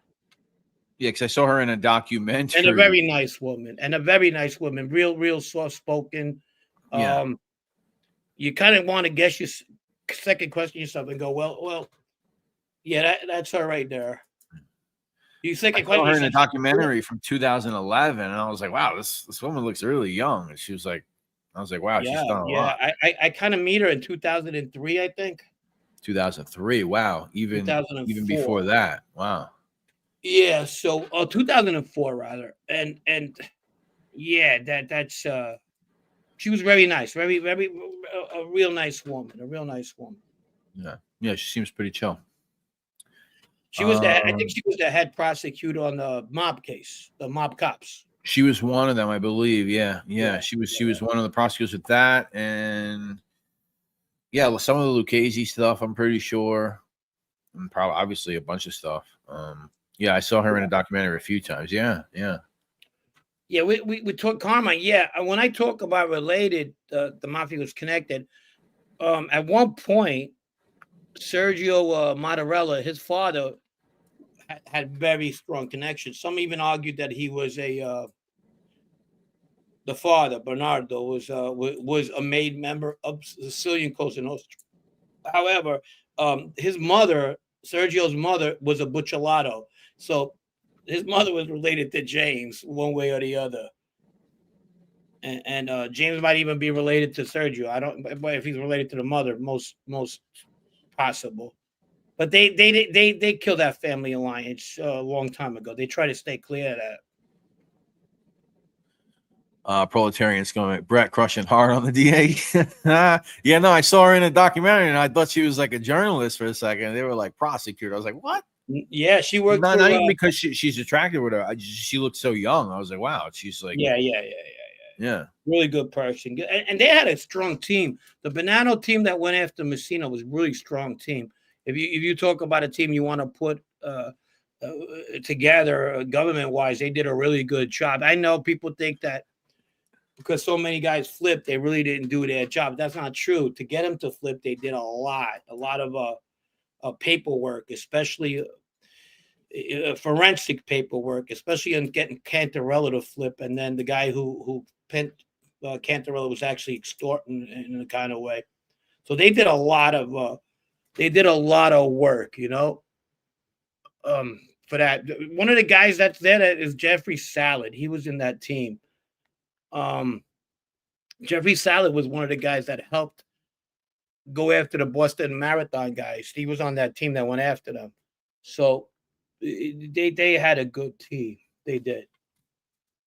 Look what they did to the Bonanno family. A lot of people, and this is like, you could agree with this or not. People like, you know, they weren't being prosecuted hard like the other families were. They were being, you know, there wasn't a rat that there was a maid member that was on the stand yet, but there was rats before. A lot of them were undercover, whatever.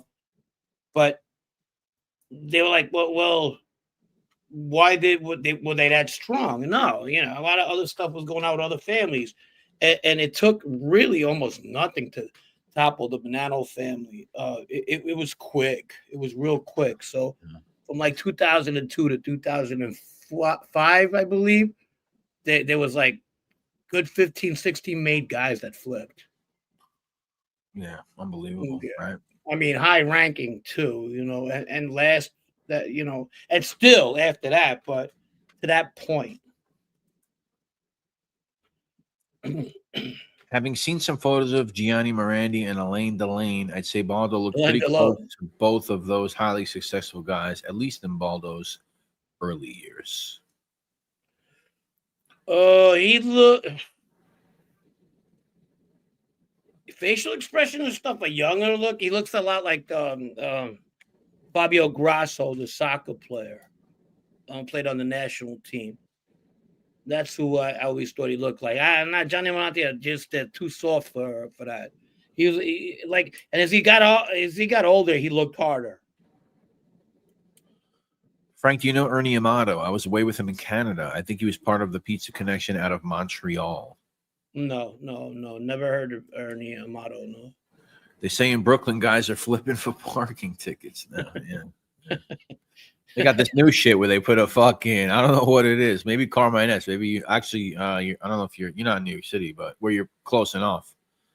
They do this new shit with the parking. You know, they used to put the boot on the tire.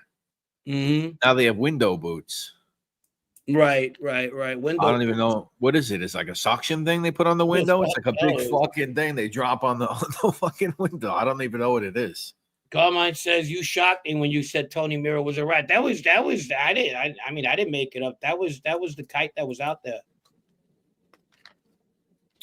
I'm surprised you guys didn't know that. I mean, listen, look, when it comes to like mob stuff, I'm not. I know what I know. I don't go out of my way to know other stuff. It's because I know it. It's not because I look for it.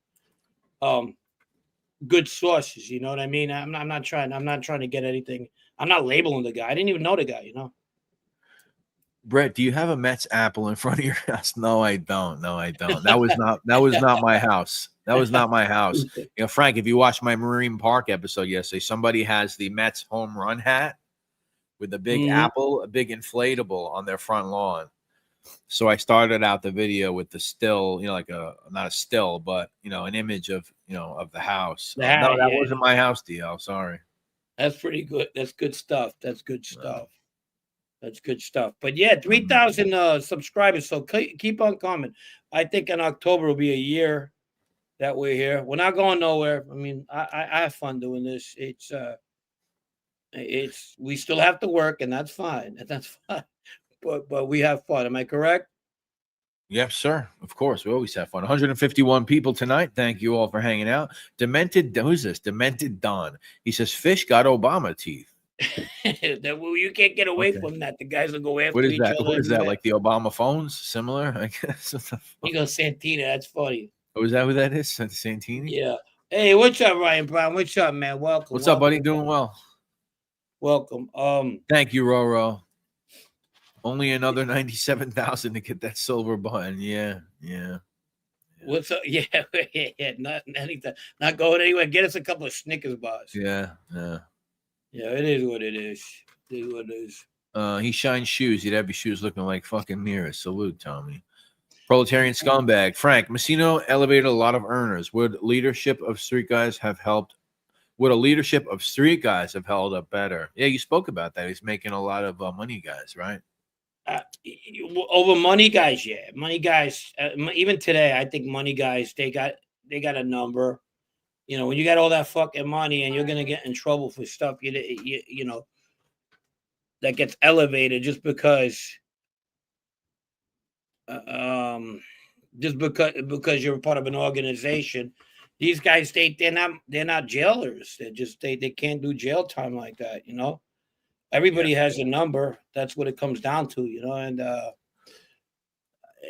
I think most guys today that are making money ain't gonna do more than 5-6 years. Yeah. They're not gonna do it. I mean, I 8 out of 10 are gonna do it. Now, guys that been in or in jail a lot younger, maybe want to come out to something, they go up to 10 to 15 years, and then you get the unicorns. And then you got like you take the unicorns, believe it. Then you got like these guys, like these really like out of pocket fucking characters. Like these, like if you look at that Lucchese indictment that came out of Jersey a couple months back with Zapola and those other guys, there was like some fucking Indian councilman on the fucking indictment or something. He was like running some a part of some gambling thing he was doing with them. So when you start inviting in guys like that, I mean, that's kind of bizarre. I mean, it's not going to work out. Not that those guys don't know what they're doing. I mean, I'm not saying that some of those characters that got indicted haven't been doing their thing for a long time in that life, but it just goes to show you that. I don't know. Philly Bob, Brett and Frank, your show is really good. You should have 10 times that. So yeah, thank you, Philly Bob. Thank you, Philly. And maybe if we put out more shorts. You gotta get that. It wasn't me, Mob Facts. He put that digger. You can talk to him about that. Thank you, Ruby, the great OG Ruby Almighty. Thank you, Ruby. What's up, OG? OG, probably see you tomorrow night, Ruby. I think I'm going live tomorrow night on Crime Spot with a guest, very special guest. Who? Well, I think Pete the Pick's coming on. Oh, he is special. Pete the Pick. I'm gonna watch that one for sure. I like Pete. I like watching Pete. I don't know what Pete likes me, but shout out to Pete.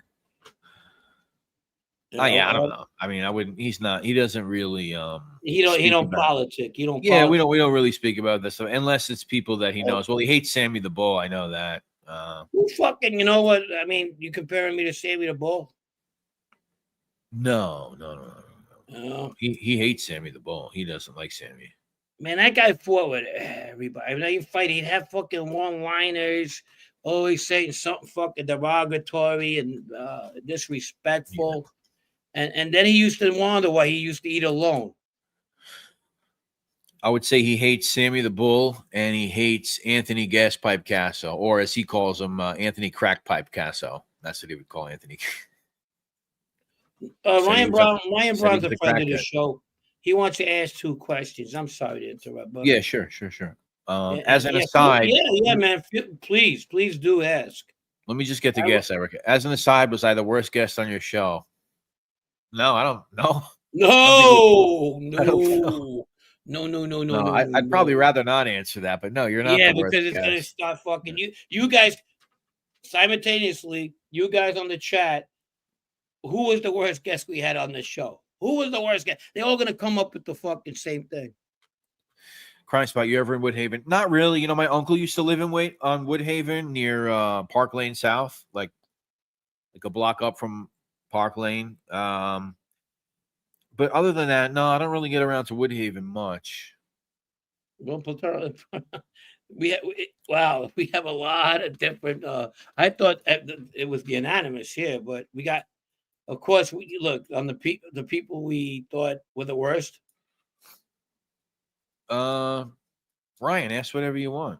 Yeah, please, tomorrow. Please. Brett, those Lucchese guys that locked up in Jersey, the pinball business belongs to my friend. It was 5 doors down from my Napoli. Oh, is that right? Wow. Pete the Prick, as Loomis called him. Yes, Loomis did that. Yes, he did. Why? No, it was an accident. Oh, is it I Pete the Yeah, Prick? Pete the Prick. I was like, oh my How god. you do that by accident? Oh my god. Yeah, so he should be coming on the Crime Spot tomorrow. I'm still trying to get him into New York City. Well, listen, I'll tell you the story that Pete told me. So Pete was dating a woman that he was with, Right. and according to Pete,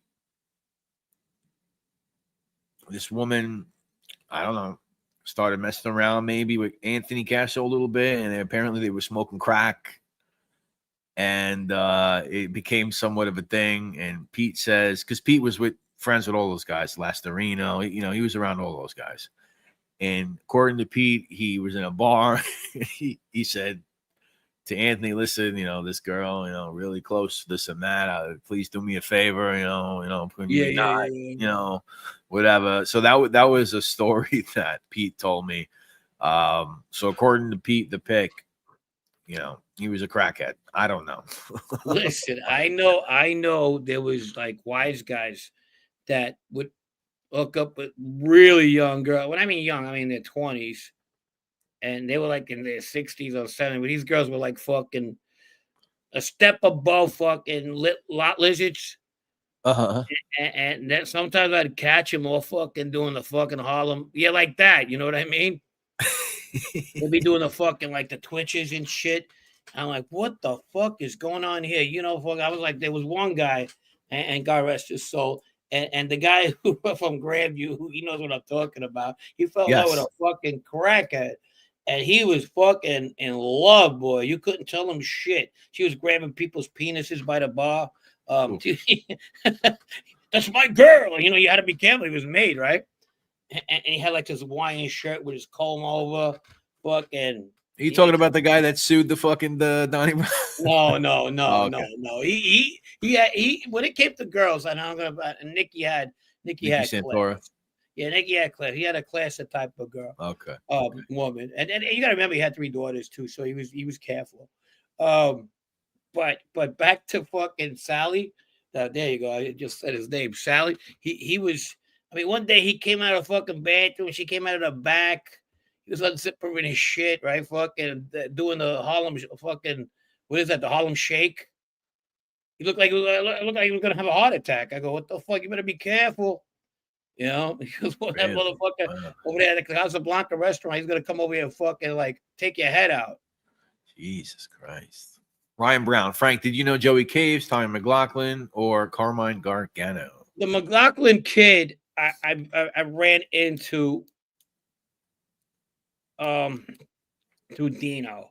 The kid the Caves I kind of remember, but I don't.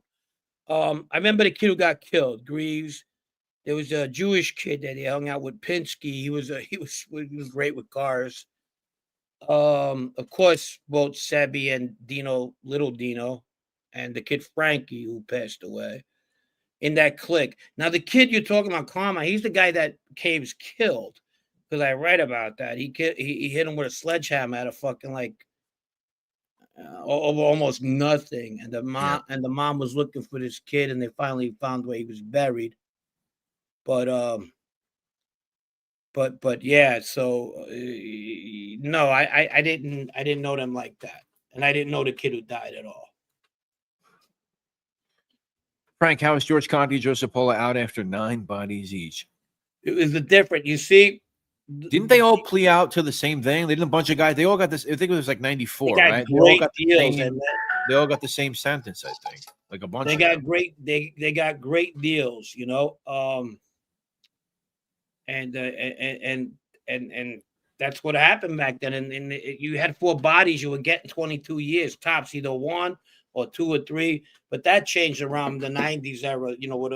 What I call the farm team era. Where there was always farm teams, but that's where the term kind of grew through the Capisi articles.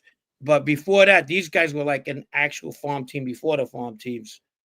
But they got good deals. And the way I think the government thought about it at the day was they're just killing each other anyway, So fuck it. It's not like let's just give them 20 years, 22 years, and they plea out, and we don't see him.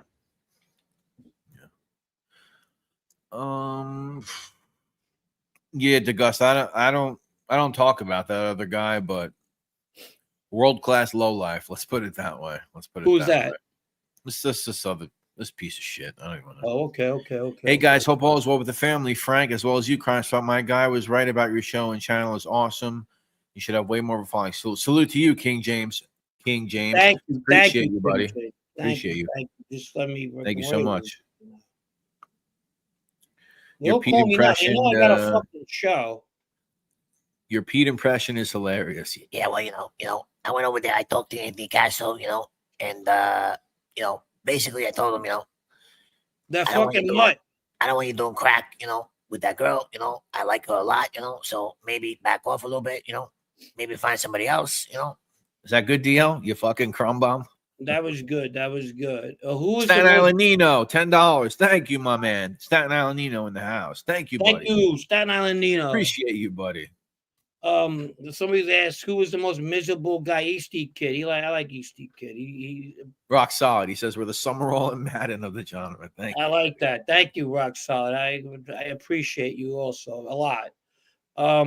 That's right. Rest in peace. Michael Madsen passed away. Sonny Black himself. Say it again. I gotta catch up. I gotta get to the bottom. I'm sorry. Fuck! It just slipped my mind now. It's a good question too. Rest in peace, Michael Madsen. That's right. Yeah. Very important. So my goddaughter was born on July 5th in Colombia. Oh, that's right. Yeah. So congratulations to Jeff and his wife in Cartagena. He's there right there. The baby was born, and I'll see you soon, I guess. And it's crazy because she's my goddaughter, and the life is just. The way life is, it's weird. So my mom died on July 5th of 2005. That was 20 years ago, right? So I don't go out. I just don't fucking do nothing. I don't want to be in the mood. And my thing is if I'm pissed off, I better just stay home.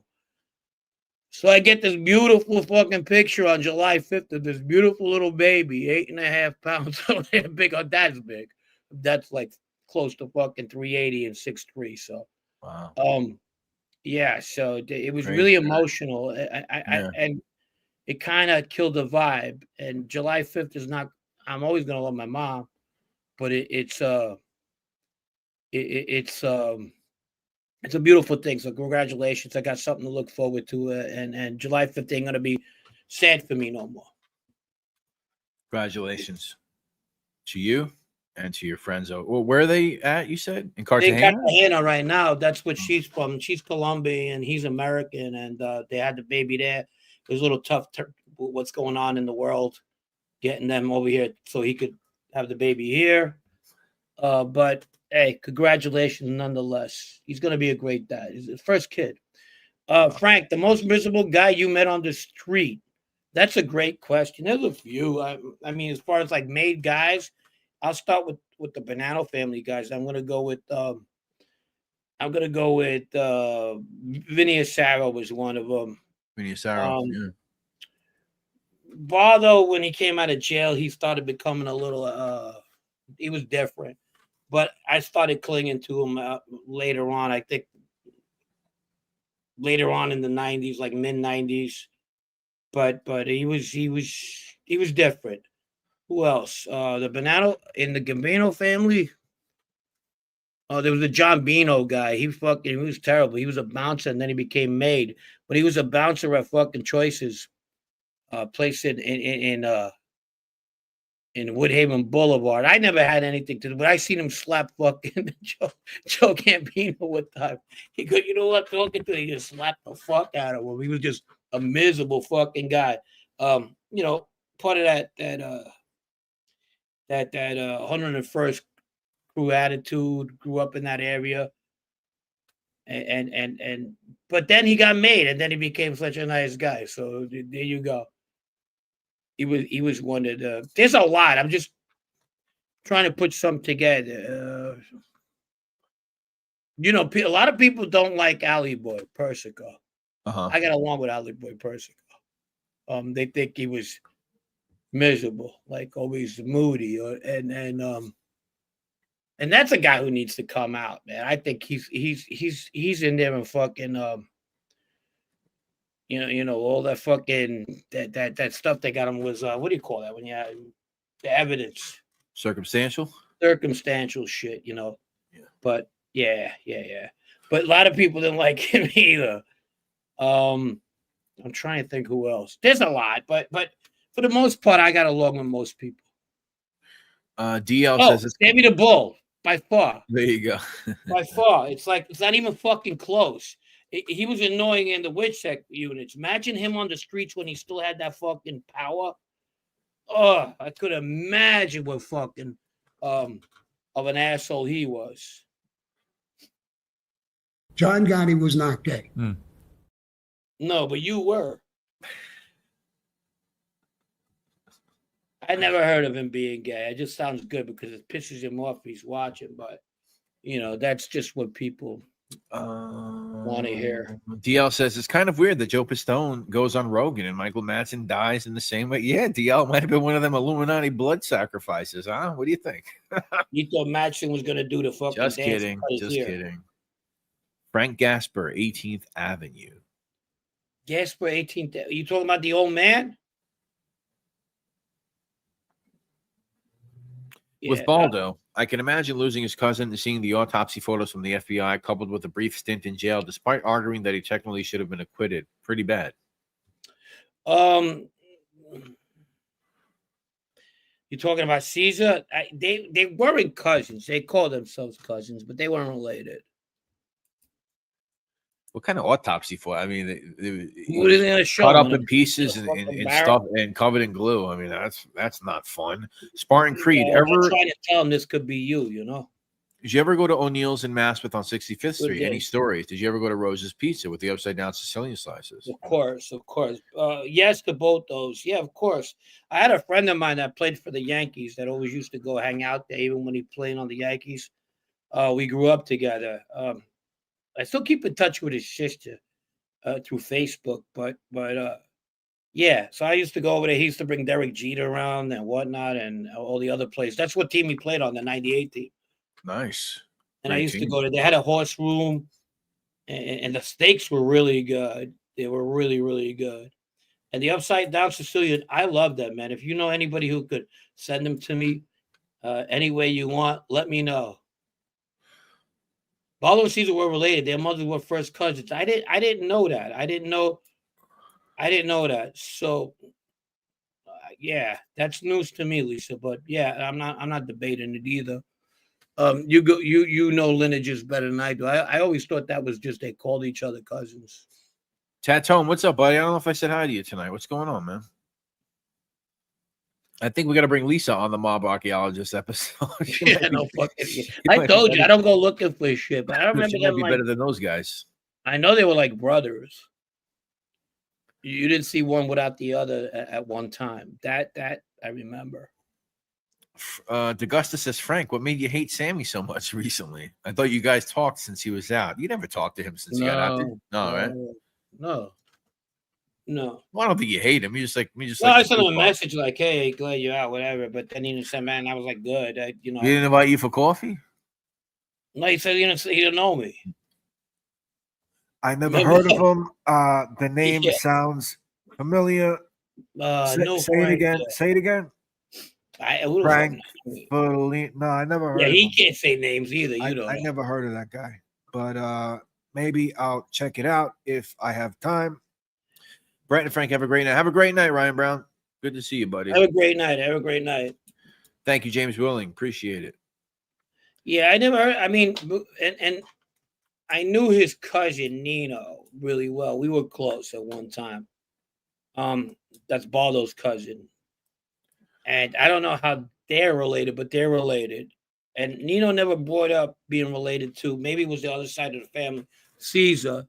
So I always just thought it was like a lot of Castellamidis do that, that's my cousin, and it could be marriage, but if they're first cousins, wow, I'm surprised I didn't even know that. Was Sammy's family from Palermo? I don't know where Sammy's family. Yeah, I don't know. Gaslight. I actually have a distant cousin who helped clean out Central State's pension fund for the commission case. He was an accountant on my dad's side. Interesting.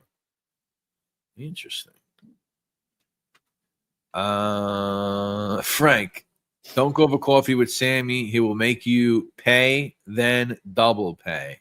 Oh, he definitely. Oh my God. Oh my God. Oh my God. Oh my God. Bro, why you gotta keep showing that fucking that shit? I didn't show it. Somebody said coffee with Sammy. What am I gonna do? Albino lizard, that motherfucker. That's what coffee with Sammy looks like. I figured that, if anyone doesn't want to, if you want to know what coffee with Sammy looks like, that's why Frank doesn't have coffee with Sammy. No.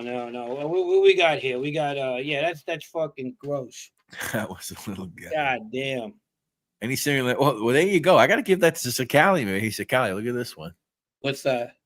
Sammy licking the fucking Starbucks after they gave him a drink. That's another innuendo. That's another innuendo. You see what I can do, ladies? Yeah. That's another one. He's hope the right girl's watching. Any similarities with Sammy and Messina other than killing and manipulation? None. Two different, totally different people. He would study Sammy. He'd be like this, like make believe he was asleep and listen to him talk. And then when he would walk away, he would do what all Italians do. The faces, the guy. That's Messina. Most of these guys like Sammy are cult leaders. They need a team to control them. Yeah, it seems as such. Yeah, seems that's the way. Yeah, seems like that. Thank you, Philly Bob. No, he'd unknown make him trader. Fish guys' reputations ring out through New York. I don't know what's going on, man. Fish. I think wherever Fish goes, they follow him. Fish has a follow. We gotta get Fish up here one day. Sammy wants to play master. Maybe he'll get his 4,000 subscribers. I wish they had Google reviews around the time Sammy had his pool company. Sammy and Jim Jones seem real similar. Instead, you got to drink the pumpkin spice latte instead of the fucking Kool-Aid or whatever the hell they were drinking in Jonestown. Yeah. I want everybody to try the pumpkin spice latte. they all fucking drop dead. Yeah, they all drop dead. Crazy. So I was talking about, movies that were never made. Like, in other words, mob movies based on mob crews or whatever. And what I would like to see, or what you would like to see, but movies that were never made. And of course, we always going to start with the Murder Machine. But who do you star in it? Who's Roy DeMeo? Who's I don't know. That's a tough one. I don't know. Carmine goes, Frank, did Messina really sound like Jackie Gleason? 100%. 100%. Look at this guy's name, Bo. Hey, Bo. Did Sammy show gay tendencies in jail flirting with other inmates? No, he didn't. He didn't. But he would defend a guy that was in there for 25 years and get with a punk. He'll be like, I never did that time, so I can't say. But these guys, when we were talking about the A beers, and some of them had that reputation. So I guess it almost got heated between me and him one time in a group. We were talking about it, and I go, what the fuck? Dude, you give it or you take it. You're gay. I think I didn't use that term exactly. But and I don't want to offend anybody, but I said, you pitch or you catch. It is what it is. You can't think. I don't give a fuck how much time you're doing. Oh, you sound like John Gotti. That's what he used to say. I wish I sounded like John Gotti. I never sounded like John Gotti, but he said something like that, and he was kind of annoyed. But that doesn't mean he was, because I was with him for 2 years. I never seen him go that direction. So, I didn't see it. I don't know where people got that from. You must take steroids. Scorsese wanted to make a movie on Dean Martin, but he never did. I think that would be fucking so boring. Louis Prima would be. I think. Well, ain't that a kick in the head, huh? Yeah, exactly. Louis Prima, that's a good one, actually. That'll be interesting. De Niro wanted. They were talking to De Niro at one time about making a Louis Prima movie. That was years ago. That was like 25 years ago, though. And that never. He would have played a good Louis Prima, even though fucking he's a prick. Thank you, Philly Bob. De Niro would have played a good Louis Prima. You think so? Yeah. Is that what you said? Yeah, for sure. Really? For sure. Yeah, he's good for shit like that. Murder Machine. Who would play Roy DeMeo? Who would play? I don't know. That's a tough one, man. I don't know. The horrible movie that guy made, whatever they called it, Inside Man, that fake movie they made about the DeMeo crew. I actually thought he kind of would have been a good. The way he looks is not bad, but jeez, I don't know, man. I'd really have to think about that one. Steve goes, Frank, you don't like Dino? Why I oughta? Oh, Dino. I thought you talking about my cousin. Dino Martin. Yeah. So I was driving through Steubenville, Ohio one time coming back from Cincinnati. I don't know. We took that fucking street going to Pittsburgh. We would go to Pittsburgh and I see fucking Steubenville, home of Dean Martin. I said, get the fuck out. He comes from here. It had a picture of him and a big red fucking sign. Me and my buddy were like, I thought he was like from a story or something. I said, who the fuck knows? It was really, really fucking out in the sticks, Yeah, his hometown. Roy DeMeo should be played by Francis from Pee Wee Herman's Great Adventure. That's funny, Francis. I thought maybe at one point, what's his name probably could play him. He was in the Black Mass movie, Jesse Plemons. I think maybe he might be able to play a Roy DeMeo. You have to make him a little vulgar, like even looking. But other than that, I mean, like a gas pipe movie or something. If you're gonna use a cinematography background on a Murder Machine movie, you kind of want like the Saturday Night Fever background. Even if you have to dumb up your characters a little bit. What do you see? The mood of it? I have the feel like those guys. Right. That's why I like those two brothers that make movies, the Safdie brothers. I feel like if they had an interest in the mob, I feel like they could make a good mob movie based on kind of the feel of their movies. I kind of like it. Right. No, for sure. If you watch Saturday Night Fever, like that little clique he was hanging out with, there was two rougher guys, and there was the guy that the simple falls off the bridge. But the two rougher guys, that you want that kind of look for what was going on at the time, I think. But the other one is the Columbo War. I would like to see. That's a good one too. The third one, right? The third one. Columbo War. Yeah, that's a good one. Yeah, for sure. That would be crazy. Reina versus Persico. That would be good. You could turn that into a fucking series, What other ones I have? The Back Bay Parkway, Bad Damn You Guys. That would be good. Not worse against each other, one or the other. About them, they have pretty good stories too. You know what's a good one? I mean, I hate to say it because they made another fake fucking movie about it, the Mob Cops movie. But if they did it the right way, like. That would be crazy. Crazy. Matt says thoughts on Jeff Nadeau's exit. No. No thoughts. Okay. No, he'll be back. Joe Pantoliano from Sopranos. That's Roy DeMeo. He's a little too old at this point. Which of the present directors would direct a hypothetical Murder Machine flick? My vote is Clint Eastwood. That would be pretty crazy. Clint Eastwood. I would have to go with a New Yorker on that, and I'm not trying to be. You have to know the feel of what's going on. A New York-based director, that's losing its touch too. You don't see that no more. You know what I mean? Yeah. No, I know. New York movies are dead. They're dead. They're totally dead. It's not even a genre anymore. Ralph Macchio will play me, a kid from the neighborhood. Book coming out soon. All right, Fish. Oh yeah, let's bring it, baby. I want and when the book comes out, you'll be the first. You come on here and you got a platform anytime. Great show, guys. Frank, did the Antonucci brothers? Do you know their current status? James Gandolfini would have played a good Roy DeMeo. Yeah, I mean, if he was younger, he could have played a good Roy DeMeo. If they would have made it back then, for sure. Because Roy wasn't that old when he died, but. Yeah, definitely.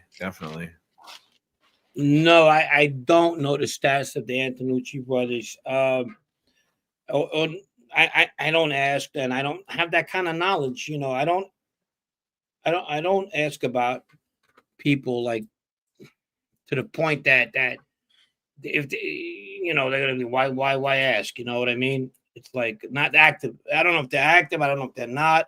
I don't know where they're at. Kevin and Dave, I was close to them at one time, but I just don't know. Purple Gang, yeah, that's interesting. The Harlem Purple Gang, yeah. Wahlberg is playing Scarf, but yes, Toto Aurelio. Nicholas Bizzoni. What actors would play your crew? Yeah, I don't know if I think we have enough content to make a Giannini Crew series. Now I know I'm being biased, but these are my favorites. I'm calling out. I don't think I should judge my. Tower King, my man. What's going on, buddy? How are you, man? From the penal colony. There he is. Tower King. Yeah. Fish says Ralph Macchio will play me. Yeah, I was reading that. Well, he's getting a book out. You know that, right? Fish is putting a book out. Oh, is he really? Oh, I thought that was a joke. All right, cool. No, he is. He is. Very nice. Very nice. I mean, on the episodes, we're going to cover a lot of people that I grew up with too, that I mentioned, and Kevin more, because Kevin was around us more than David was at one time. Antonucci, so we'll cover him somewhat.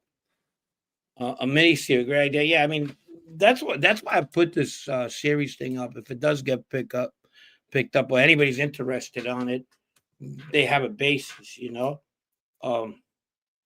Part 2, I'm going to work on that a little bit more, and we'll go from there. Vito from The Sopranos could play Vito or Vito. I don't think he's big enough, but I hear you. I hear you. Yeah. So we got another. You know, I don't know if we started it or we just seen the same thing, and I'll give it that. This Columbo guy, whatever the fuck his name is, Chris Columbo. What are you going to make him the fucking Crumbum again this week? No, I'm not. But you know, everybody's going after him now. They're fucking. I know. I heard earlier that Gene and Hootie were going after him. Common Sense wants a piece of his ass. Gene is fucking just going off on. Wait, who wants to beat his ass? Common Sense wants a piece of him. Gene, who? Common Sense. Oh, Common Sense. Oh, Common Sense was going in on him? Yeah. And I think maybe we opened up a good can of worms on that one, because that guy deserves to get his fucking. Yeah. We were on that one early, a couple of weeks back. Yeah. He's the mob whisperer. Yeah. And listen, I don't even care what he says. He wants to say, you know, I was the number one bookie around. I was the number one. I was the best guy around. You know what I'm saying? He didn't know who killed his father. I don't care what he says. I just didn't like how he conducted himself during that whole thing. Whatever, you know, I don't. If he says he's the most successful bookie in the history of the United States or whatever thing he's pushing out there, yeah, I just thought that was Chris Columbo could be an extra in the. Yeah, he could play Vinny Unions.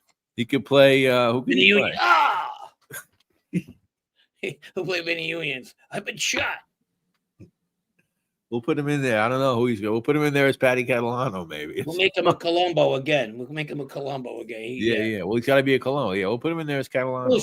Listen, I get it, man. You look, we can't contradict ourselves either. We talk about like people. The last week we talked about people that when their parents died, they want to find out what happened. And he was great and everything was good. But in Chris Columbo's case, he didn't look for the fucking guy who killed his father, because he knew who killed his father. Matthew Mary has a good idea what happened to his father, but he doesn't. Matthew Mary, yeah, he's another guy that's kind of fucking crazy too, huh? Yeah, you know, but he's like, I would let Tommy Karate babysit my children. Yeah, nobody killed. It's like, well, maybe you did, but at the same time, you know, us civilians, you know, we look at him as something completely different, rightly so. Where they find them in the yellow pages, you know, fucking serial killer. Man, this guy's a fucking lawyer, you know. I mean, yeah, he's about 5 foot tall. I remember him seeing him. This motherfucker said a Tom LaVecchia action movie would roll. Where the fuck is Tom? Yeah. Today we're gonna unpack. There's a lot to unpack here. Time to unpack. Where the fuck is Tom Levecchia? We're gonna send out a Basta signal like they did with the bat signal. It's gonna say fucking Basta in the sky over New Jersey. Yes. Sal is a May guy, Frank. He was one who dodged a piece of work and asked George the Bull to do it, and George laughed at him. Who's Sal? Sal.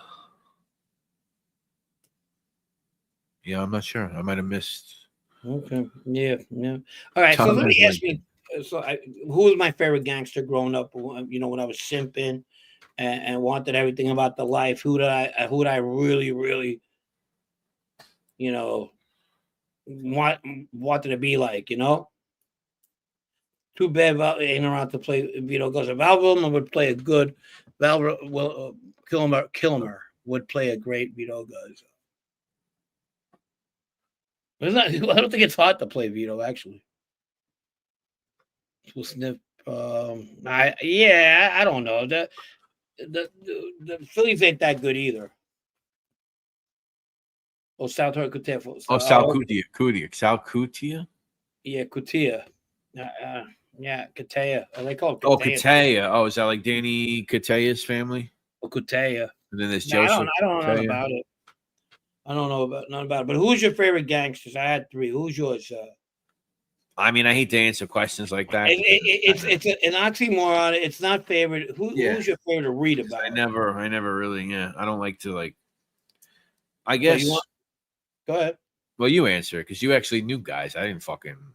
No, the ones you read about. What do you thought you were like badass? The ones that I like to read about. Yeah, I'm not saying that you liked them or they were, but the ones that you would. That's the question should have been. Who did you find most interesting? Most interesting. I'm gonna leave out the Roy stuff because that's played out. I always talk about that. Who do I find extremely interesting? Interesting, huh? It's a good question. There's a lot. I would say maybe David Patillo, Genovese guy. I find him pretty fascinating. Okay. This is a guy who was getting arrested for white slavery with Lucky Luciano and still murdering people in the 1980s. and then dies like on the run as a fugitive, like overseas, I think in Spain or Italy. They claimed he did hits and drag. Just an overall sick son of a bitch. I find him pretty fascinating. David Patillo. Gotcha. He would be one of them. Kid. Huh? Yeah, mine's probably Al Capone. He stands up there. I like John Gotti. I love to read. I like to, even though, you know, people say send him back 100, whatever. He was always interesting, exciting. And Lilo, I loved reading about Carmine Galante. How he's a 6'7". Oh yeah, that's right. Whatever. Yeah. But he started his career very young. I mean, he was close to getting a fucking needle in his arm at a very young age too. Trying to pick a good one. I don't know. With Frank and Hootie, I like cooperators. Thank you. And those are and people I met like Barney. I like Barney a lot. Barney, and I didn't know. Yeah. I liked what I used to hear about him and how he comported himself. If you met him and you didn't know who he was, you wouldn't get the mob vibe from him at all. You could tell he was Fat Tony. I mean, he's always a good choice. Fat Tony, yeah. The chin. How can you not like the chin? Yeah. I mean, find him entertaining. A lot of those guys. I find Tony Duck's pretty fascinating. Do you? Yeah. Maybe I'm biased because he lived in Whitestone. I don't know. But Robin, hey, Uncle Robin, what's going on, my man? Robin, what's up, baby? Is that your uncle? Yeah, that is actually my uncle. Yeah. Mr. Robin. What do you got? We good? Why, you gotta head out? No. I would say George Conti, also 11 bodies out of 22 now. Soldier in Brooklyn. Yeah. Oh, speaking of, I would say John Corniglia. He's another one that I always say if I could interview somebody that's out, aside from the Gemini twins, I think he would be one of them. I find him and his brother pretty fascinating. Yeah, they're right. Joey Dracula Guglielmi. I don't know if he counts as a gangster, but did he kill him? Did he disappear? Did he get? He just disappeared. They assumed he was.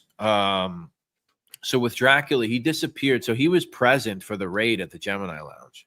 Right. There's actually a picture of him sitting at the table there no shit. From the newspapers. He's like at the table with a cigarette, talking like this from the raid at the Gemini and in the apartment.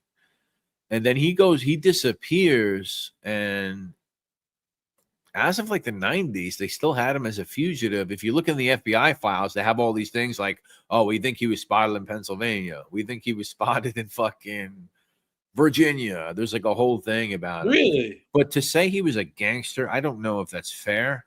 He had quite the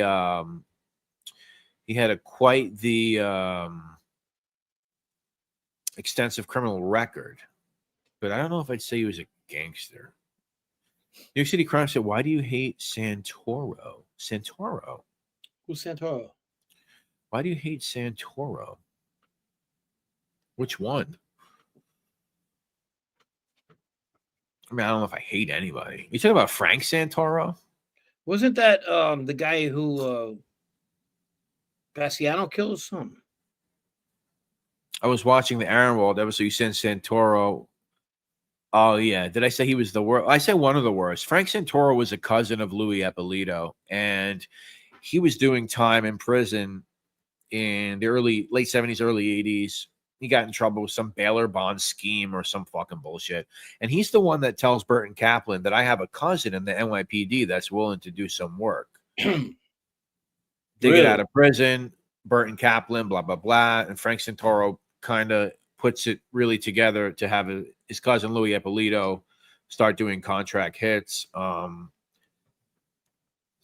He does a brutal murder of some Hasidic Jew guy in a fucking garage. I just think he's like a guy who just is a really bad fucking dude and is probably responsible for a dozen or more murders indirectly. I just think he's a bad guy. I just don't think he's a good guy.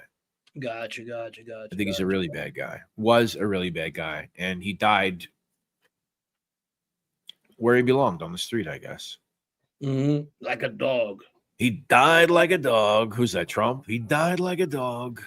What do we got? That one. Yeah, you're talking about Santoro. Yeah, I don't know. I just think he's a really bad guy. I don't think he was a good guy. He was a bad guy. All right, you want to take a couple more questions? We'll take a couple more questions. Then we'll get out of here. We still got a fish fighting. Then we got a crumb bump to do. Oh, we got the crumb bum of the week. Yeah, who's the crumb bum of the week? Who do you got? I got mine right here.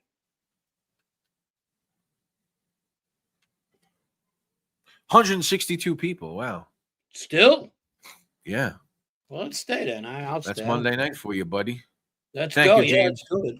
Yeah. No, thank you for being here, guys. Yeah, thanks. I say though, I try not to say things like this. See, like when I said that about Santoro, after I said it, I was like, I shouldn't have said that.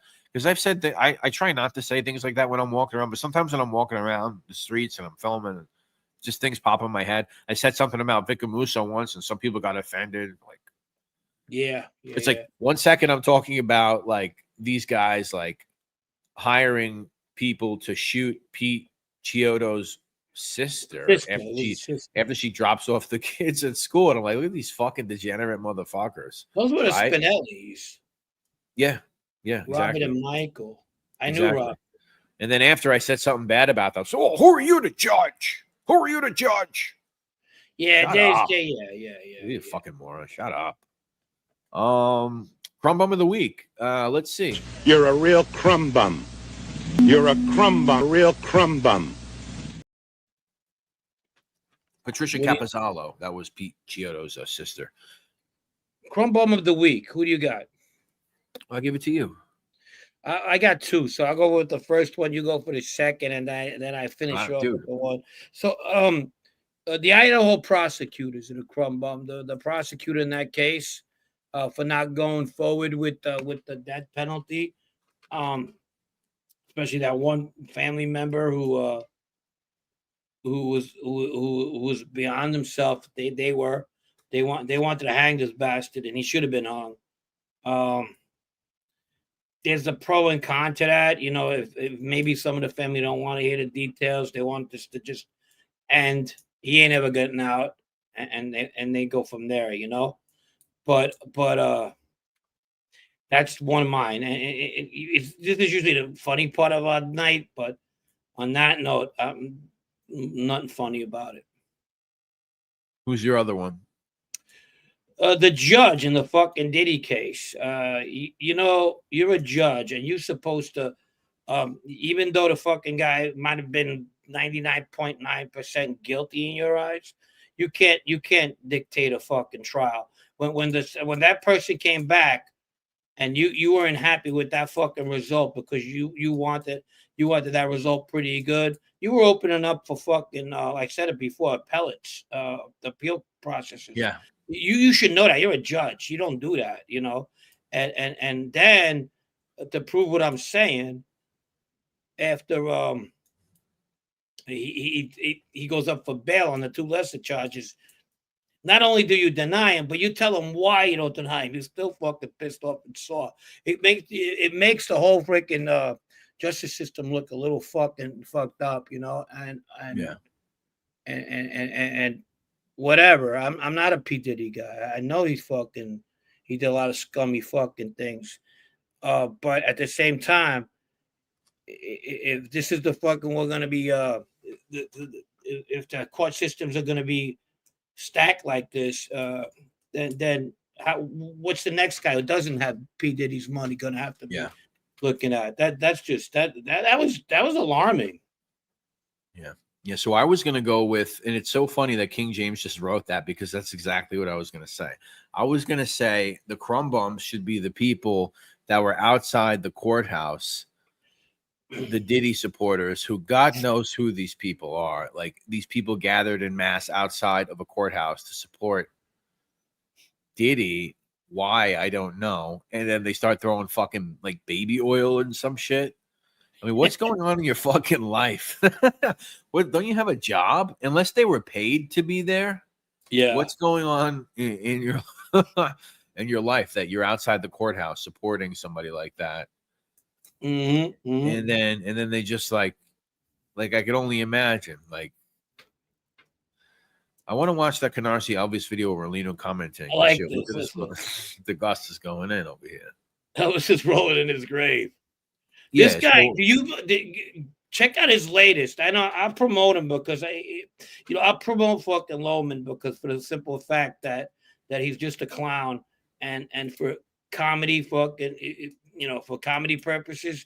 I mean, I clown him so much that if I feel bad for not people wanting for not giving him a shout out or a plug, but you got to watch his latest. He actually says he's going to a sit down to talk to somebody, and he's bringing somebody somewhere, and the sit down is all the sit down is about if this guy's going to get slapped or not. The guy he's with, and he's bringing him to a made guy in South Jersey, and they're going to have a fucking sit down. Bro, stop. But no, don't stop because you're too fucking funny. Keep it coming, man. You're going to give. That sounds crazy. I saw another video. I didn't watch it, so I can't comment on it. Do it on the phone. Do what he sounds like. Nah, stop it. Come on, man. I saw another video. Hold on, I'm gonna talk about this. I saw another video on Bernstein's, and I didn't watch it, so I really can't comment on it. But the title of the video was it had to do with the Rizzuto bust that happened up in Canada. And the title of the video was iPhone making ceremony. The iPhone, it had to be an iPhone. So they did a making ceremony apparently behind bars, and the way they did the ceremony was through the use of iPhone. And did anybody watch that? I would love to know if anybody watched that. No, come on. Can you do that? Well, this is another thing. I'll get into that. Yeah, the crumb bumps that concluded Epstein never had a list, and yeah, those are crumb bumps too. When you have this woman sitting there saying that we got the logs, this is pretty disturbing. We have the logs, we have this, we have that, and all of a sudden, oh, by the way, we don't have anything. That's kind of weird. Yeah. That's kind of weird. I guess Ghislaine Maxwell's in prison for nothing. They just, what is she there for? What a fucking piece of shit she is. What is she there for? Well, what is she there for? Why is she a piece of shit? What is she? Who did she traffic? We don't have any names. We don't. She used to go looking for these girls. I understand that, but who? Who's the girls? Who's the people she was looking for them for? We don't know. That's not a gun. I'm just happy to see it. We don't know. What do you mean we don't know? We don't know. There's no names. Yeah, there was girls that said that she would come and get him on the other side of that For who, bridge. though? For who? For homeboy. She used to bring him there. For who? What? No, but for who? Who are the clients? Who are the customers? There's no names. Who are they? The girls never got put out. I think the young ones never did. No, who are the clients? Who are the clients? Him. He used to get. Oh, who are his clients? Who are the clients? What are you talking Receiving about? the women. Who? He was receiving the women. Epstein. No, I understand that in a sense, but who outside him? Well, I don't know. He was having sex with fucking minors, and she was going. No, I understand that, but I'm saying well, that's what she's in jail for. No, I know, but there is a client list to go along with this. Powerful people that he was influencing. Okay, because he was an agent of the Mossad. The powerful people who he was influencing. We don't know, and then they say they have it, and then it's gone. Doug Ross, thank you, Doug Ross. Appreciate you. I follow you. I follow you. What you're saying? Yes. Aha. Now moment. Thank you. No, there is no list to release. There is no list to release. Okay, one more Sammy clip. I better be getting it. This is a long story. Listen, this has been going on forever. I think Epstein's alive. That's funny. That's fine. Hey, if you guys want to know, yeah, exactly, Edward. If you guys want to know a little bit about Nicholas Tartaglione, who was Epstein's cellmate over in MCC, check out NYC Crime Spot, the Hudson Valley head case, Nicholas Tartaglione. I did about an hour story on the history of Nicholas Tartaglione. That was the only one on YouTube to do such a thing. The only one. Say it again. That was Lee Cole's crime boss. Nicholas Tartaglione. Remember, he was in the Tartaglione family. If he could pronounce it. Jeez. If you could pronounce Tartaglione. No, we like Lee. We wish Lee the best. We did. I wish him the best. I don't. Yeah, for sure. Yeah. But remember when that Sammy stole the Epstein list. Yeah. They said that I was on the list. I never met him. Epstein. I heard something about it. Maybe. There you go. Nicholas Tartaglione, the Hudson Valley head case. Nicholas Tartaglione. What a great title, isn't it? Thanks. Yeah. Brett, that's who he was getting laid. You getting Frank pissed off.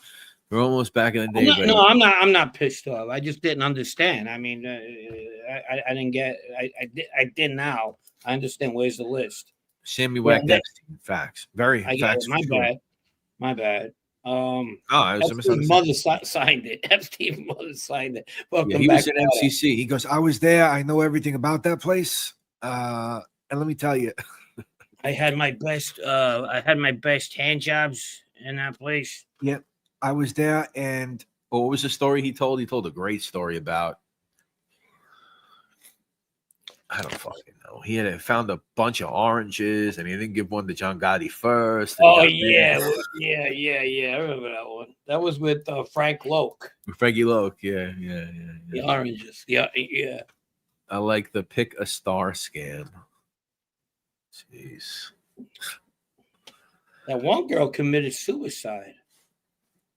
I don't know. Yeah, she was. Yeah, I guess. I don't know if she was sick. That's a really weird story too. I don't know. Yeah, that's a weird one. Yeah. That's a weird one. But you just got to look at. Just have to look at who he is, where he lived, who his backers were. It makes no sense, and it's been making no sense for over a decade. Yes, Bernstein said 12 associates met in a house in Montreal. Rizzuto was on the phone making guys and planning for an upcoming war. Bernstein's an idiot.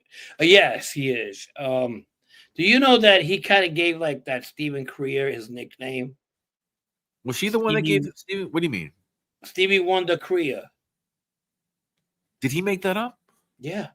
No, he didn't. He did. And I was part of a fucking like a conspiracy. But no, I was listening to this group chat I was in, and these guys go, you remember when he made that up? And homeboy called him out, the guy who sees ghosts. Panisi? Yeah, he said, I never heard anybody call him Stevie Wonder fucking Creer. Stevie Wonder Creer. Yeah, where does he get that? And he still calls him that. He insists. He has nicknames for people. Yeah, Stephen Wonder or Stephen Wonder Boy. Yeah. And one of the guys says he doesn't get it. He doesn't get that mob guys don't have nicknames. They have monikers. And there's a lot of truth to that. Sammy had the list, but he's dyslexic. He's dyslexic. He's dyslexic. Clint Bilton. It was Bill Clint. Clint Bilton. Yeah. Dyslexic. Furbo calls me Stevie Wonder. How many Rizzutos are there? They've been getting whacked up since the 70s. Hootie Russo. They've been getting whacked up since the 70s.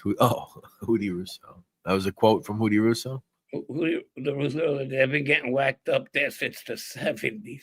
Yeah, he comes up with stuff, but dual Sicilians was one of his favorite. He's a dual Sicilian. A dual Sicilian. Dual Sicilian. What does that mean? His mom and his father are a Sicilian. Oh, that's what it means? A dual Sicilian? He kind of has a little Bernstein in him. You could easily just say I'm Sicilian. Yeah. If like there was a mob war and it was televised and you needed 2 announcers, you get Bernstein and fucking Hootie with the headphones on and calling the fucking hits. You know, that's so crazy. Dual Sicilian. Like today, if somebody was the fish goes against. If somebody was Colombian, they would just say I'm Colombian. They wouldn't say I'm a dual Colombian because both of my parents are Colombian. No, his dual Sicilian makes him sound more mafia. Understand? I guess. I'm a dual Sicilian. But I guess it's a region within Italy. I guess. Fine, whatever. It's still a weird thing to say. Yeah, whatever. That's cool. Dual Sicilian. What's up, Danny F? How are you? So we've been 3,000 subscribers later, right? So 5% Italian. So we're 3,000 subscribers later, right? October is going to be a year we're here, and I talk about some of the best guests we had and some of the not so best guests we have. I'm not going to mention not so best because it's gonna open up a can of worms. But to be honest with you, you know, we're talking about like I look at the numbers and fucking like it's like a double-edged sword with Gene. Gene gave us the best numbers at one time. Very true. You know, when it comes to the short of Vito coming out of jail, it's off the charts. I mean, not with us, but other people who took it and ran with their platforms. Pastor Bradley, and that's the one we lost. Oh, he's the fucking best. Yeah. Was he do you think so, Derek? Yeah, I liked him too. You know who gave us a good one too was Howie. Howie gave us Howie when he ever came out put up good numbers for us. So shout out to Howie. Yeah, but to everybody we had a good one with Dom. Dom was a good one. If I'm missing anybody, help me out. Fugazi Friday thing in the past. Yeah, we never got to that. Yeah, and I think we just should make it part of our show, like for 15, 20 minutes. And when we come on, I know it won't be Friday, but I think we should still do it, though. Thank you, Danny F. Appreciate you. Yeah, I think we should still do it, though. Out there, and we don't even have enough time sometimes because of work and all to put it out. I'm done with the finale of the Ridgewood episode 8. However, we just haven't got together to do it, you know? Yeah. Penny Alavaca tonight, Rayo's or Victoria's? I would go Victoria's. I like Victoria's. It's actually cheaper than Rayo's too. Oh, okay. Rails is expensive. You're paying for the name. Victoria sauce is cheaper than Rails. Yes, it's not Dr. bad. James. It's not bad. Dr. James is always good. Dr. James, yeah, no, he's a fan favorite for sure, for sure. Doing it during a live would be fine. Yeah, but there's so many good ones, man. We're all right. Gene's chat is 90% fat jokes aimed at Hootie. Well, that's unfortunate. Gene's chat 90% of fat jokes aimed at Hootie. He's already turning on the viewers, seen it once before. Yeah, what are you gonna do? What are you gonna do? But that's what happened. I mean, listen, I don't care. Anybody, I don't really follow people's weight or whatever, but that is what happens when you disappear for a while and you come back a certain way. I think it kind of shocks some people. Yeah. Half day of the Jackal. Thank you. I appreciate that. Thank you, Jackal. Yeah, that was nice of you. Appreciate it. That's really nice of you to say. I don't know. We still need to bring our game out a little bit more. I do with the storytelling. I think that basically we start slow because I got to tell a story. I got to paint the picture before all this stuff is going to come out that a lot of people want to hear. There's going to be humanizing. There's people that were very dear to me. There's people that if they weren't around people like that they were around, including people around me, they wouldn't probably be where they are or where they've been. So, there's a lot of humanizing before we go into things that we were talking about. Something me and you were, right? You found an article in reference to one of the kids at the time, one of the guys at the time, a heinous crime, and and I actually found some news footage of it. Yeah, well, actually some B-roll footage. There was no talking, but it's some B-roll of the aftermath of the crime scene. Yeah. And that was an independent thing that most of, that he took on his own. And what was even more weird about it, he used people that had wanted to look up to him, and they did it. They were younger kids rather than coming up to one of us and telling us, hey, wait, come on, help me out here. I want you to take care of this. Because we would have told him, get the fuck out, you crazy. Right, you fucking lost your mind. So that's pretty well, we're gonna get to that. I know you like to separate that from things that you guys did. I do separate that. I do, and let's talk about it. It's the shooting of a pregnant young lady, and at the time, and I always differentiate that with my friends, because we weren't perfect, but definitely not. But definitely when it came down to that, that's not what we were about at all. He couldn't come up to, let's say, Paul and say, hey, I want to go do this. Paul would tell him, what the fuck, you out of your mind? To lose your fucking brain? Don't ever fucking get the nah. No, that's good. It's crazy. No. Crazy. Yeah, and I don't get the feeling that your friends you speak about would do something like that either. Well, it came from racist parents. Okay. He was afraid of what his parents were gonna say. What was she, a Puerto Rican girl or something? She was a Puerto Rican girl. Yeah.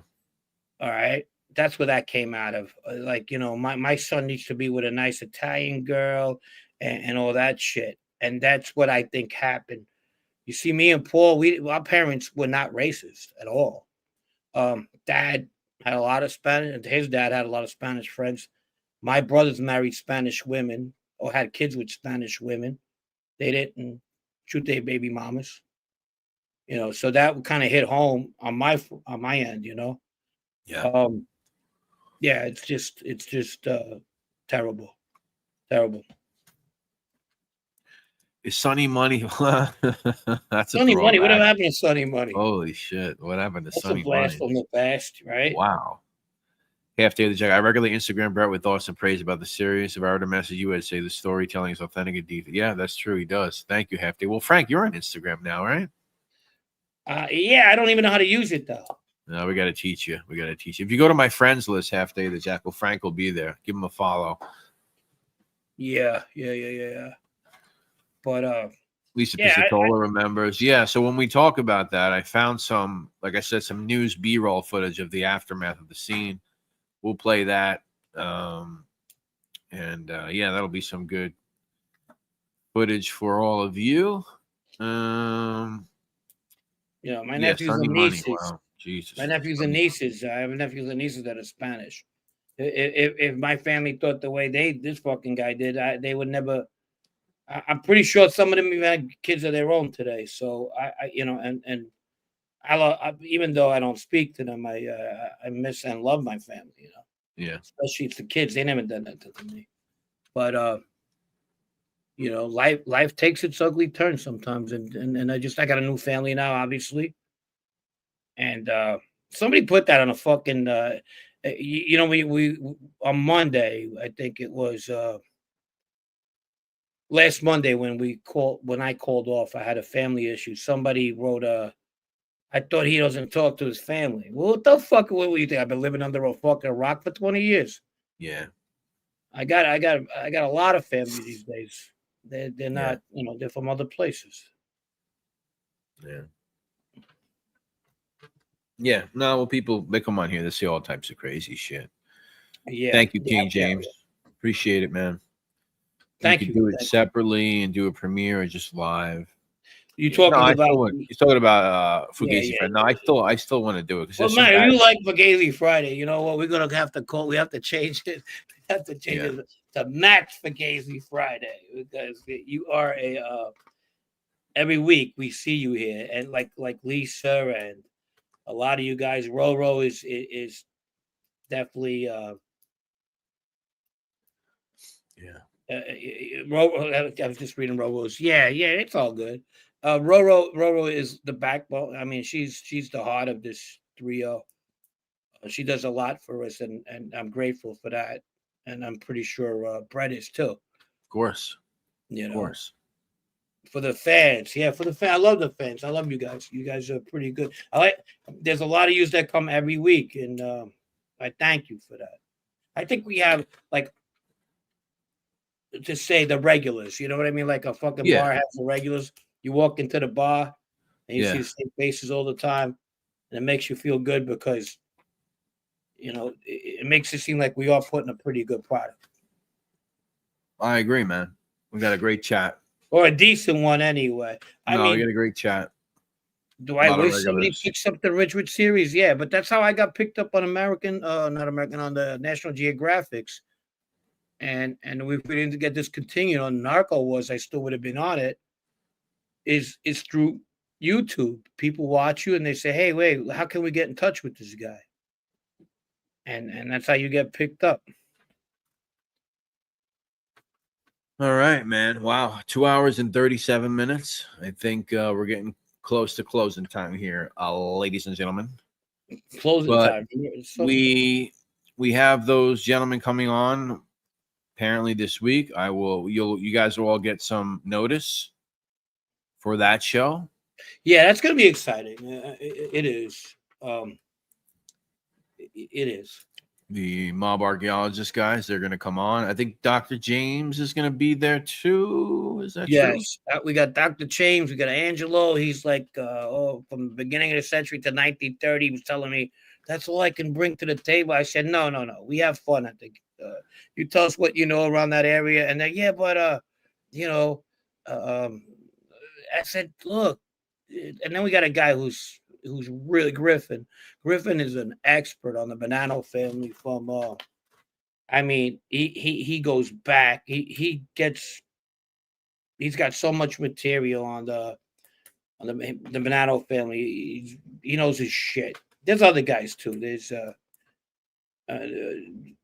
who did I mention? Did I mention James? I know I'm missing a couple. Yeah, people, James. You mentioned the Griffin. You mentioned the Angelo. Maybe there was another name. I'm not sure. But we'll get it all straightened out before that. And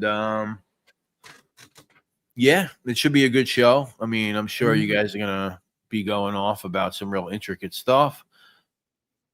Yeah, I'll ask some questions. I'm not a banana expert, in case anyone hasn't noticed. But yeah, no, it's gonna be good. It's gonna be good.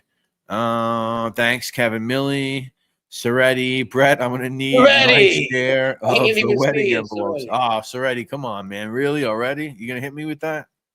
I'm gonna need more share of the wedding envelopes. Dude. He's a big Lee Cole fan, not real envelopes, dude. That's what I got. Who said Pat goes, your Romanian friend had some great old stories too, Frank. Which one? He's half Serbian. You're talking about Pej. Yeah, Pej. I think I'd meet Pej around. I knew Pej from the neighborhood. Oh, Pej, he was a good guest. Yeah, he was a very good guest. Pej was a very good guest. And I meet Pej on a criminal level. I'm saying about 91, 92, and I fall into their lap via this coffee shop right next door that Grimaldi had a piece of, Beto did. It was on Cypress and Menahem, and they had a video store. They would hang out. They were stealing cars like 5 days a week. Wow. Good at it too. That's how I get to know them, Serbian kids. Through that, I end up shooting somebody in that club. Yeah, we're gonna get into that. Thank you, Matt. Appreciate it. I'm Albanian. Balkans are all fucked up. Ian Nugent, thanks for sharing. This is Ian in Ireland. Shout out to Ian in Ireland. Shout out to Ian Nugent. Big fan of your Uncle Ted. He's a great guy. Steve, Frank, how's Howie? Haven't seen him on in a minute. Thank you, Ian. Appreciate it again. I don't know, Steve. I hope he's okay, but if he wasn't, I would know. I mean, but Howie, yeah, I hope he's okay myself. But I think he is. I'm glad you asked. I'll find out, or I'll try. Yeah, when his name came up before, it kind of hit me like, oh, I haven't seen him. I'll see Howie in a minute. Yeah. Well, this shit gets fucking played out too. I mean, you try to be subtle, but once people start coming after you in a certain way and everything, and you're kind of like tied on a corner, it gets to be a little much. Yeah. It is a lot. Even if you're just trying to have fun and not be a confrontational character, you're always going to get people trying to fuck with you. I've been dealing with it for over 3 years. He's another guy, he don't bullshit, Yeah. So when somebody bullshits or says something like irritating off the boat, he kind of flies off there. I do too. Like when you get a guy like fucking Loman saying that these rats, but then you find out he had a case in Virginia Beach that he stole fucking videotapes, and he told on his fucking 18-year-old accomplice. Over a fucking can of soda at the interrogation room. So, and he wants to talk about big man shit, I mean, and I'm going to say it again. I mean, the guy's good when he talks about things he talks about, but when he goes after a certain demographic that he was never in the mob. He's never a gangster. Nothing gangster about him. He's a fool. Maybe you should talk about Elvis impersonators and rate them. I don't know. But it's insulting at best. Insulting, very insulting. Now, if you want to be Joe Molina and call people rats, you did your time the way you did. You kind of, you don't like it, but you can't really not say anything. You know what I mean? Yeah. Thank you, Jared O'Neill. Appreciate you, buddy. He says $5. Thank you for the entertainment. Jared, shout out to you, man. Thank you so much. How he usually shows up on Gunsmoke and so do once I. a week he's there? Okay, I didn't know. I don't know if it's once a week, but he does, and he's always brings it. He's got great stuff, I was on a show the other day at like 2 a.m, which is that's like spotting fucking Bigfoot if you see me on a panel at 2 a.m. But yeah, so I stopped in over there. This is a rough genre. You got people you can't implicate. You got people you still have love for, even if they call you a dirtbag today. Tough waters to navigate when you have a conscience. Yeah. I watch who I try to watch who I talk about, and all my stuff, statute of limitations are done with anyway. So, but one of the truest statements ever is misery needs company. Yeah. A lot of miserable people on YouTube that watch just to be pricks. Yeah, for sure. Yeah. That's everywhere. I mean, I see it everywhere. Instagram, everywhere. You get these people writing these comments. It's like, dude, what the fuck? Yeah. What are you on about, you nut job? What's that? Let's get to a couple more comments and we got to go. We've been on for a while, 2 hours and 44 minutes and 52 seconds. Good Larry stuff, Blazarino. Hey, guys, remember Phase 2 Club? I certainly don't. Frank? Yeah, I didn't go there, but Phase 2, I think, was Pallage, right? Before it became Pallage. And I'm not sure. I didn't go in Phase 2. I was too young. But yeah, I don't know. I'm pretty sure Phase 2 then became Pallage after a while. I could be wrong. Thank you, Roro. Thank you. And Matt said something before. We're going on 3 hours, and we basically almost the whole time we've had like 150 plus people hanging out. Yeah, that means and we only have like 30 or 40 people in the chat actually commenting, maybe, and then the other people are just hanging out, which is fine. Feel free to say hi if you like. Mark Ryder movie. That's funny. Yeah. Mark Ryder. Mazel tov. They used to say like King of New York was like a Mark Ryder movie or some shit. I don't know. But I don't see how, but yeah. But no, that's good. That's good. Larry Blazarino says, yes, it was Pallage. It was Pallage, yeah. Okay. That later becomes Goldfingers. Yeah. You got fat with everybody starved in the streets. Talking about not seeing John Alite. I remember John Alite slapping fucking some guy right in the fucking face. We were about to go out, and then I see him slapping somebody right in the patio area that they had on the outside. Really? Yeah. And then we said, all right, come on, let's go back outside. This ain't our thing, Really? Wow. Yeah, he had to reach over to the guy because the guy was a lot taller than him, and the guy didn't do nothing. Oof. DL, $5 from the original Crumb Bum of the show. Thank you, DL. Appreciate it. Shout out to DL. Fish says good night. Good night to Fish. Good night. Steve, have a good night. Pat Cogny, King James, Sister, Larry Blazarino, the great Roro. Who else? Pat Cogny, DL, Ian Nugent. Let me shout out everybody who was generous enough to send out a super chat tonight. We got Donnie. We got James Willing, Dan Tundis, James Willing again, Pasta Patate, Southie in the house. We got James Willing again. We got Snake Plissken. We got James Willing again. We got Jason Diamond, Carmine S., Staten Island Nino, Spartan Creed, Doug Ross, Jared O'Neill, and finally, Mr. DL. Thank you, everybody, for hanging out tonight. We really appreciate all of you. We will making beans and rice, about to throw some chicken on the grill. There you go, buddy. There you go. Frijoles y pollo. Didn't your guys almost take out A-Light on Fresh Pond? There was a plan on taking A-Light out, and that was all. You see, when Junior kind of abandons A-Light, says, "Hey, you fucking green light him and do whatever the fuck you want to do." He's not with me, That pretty much opened the door for him. But Happy Jack McKenna.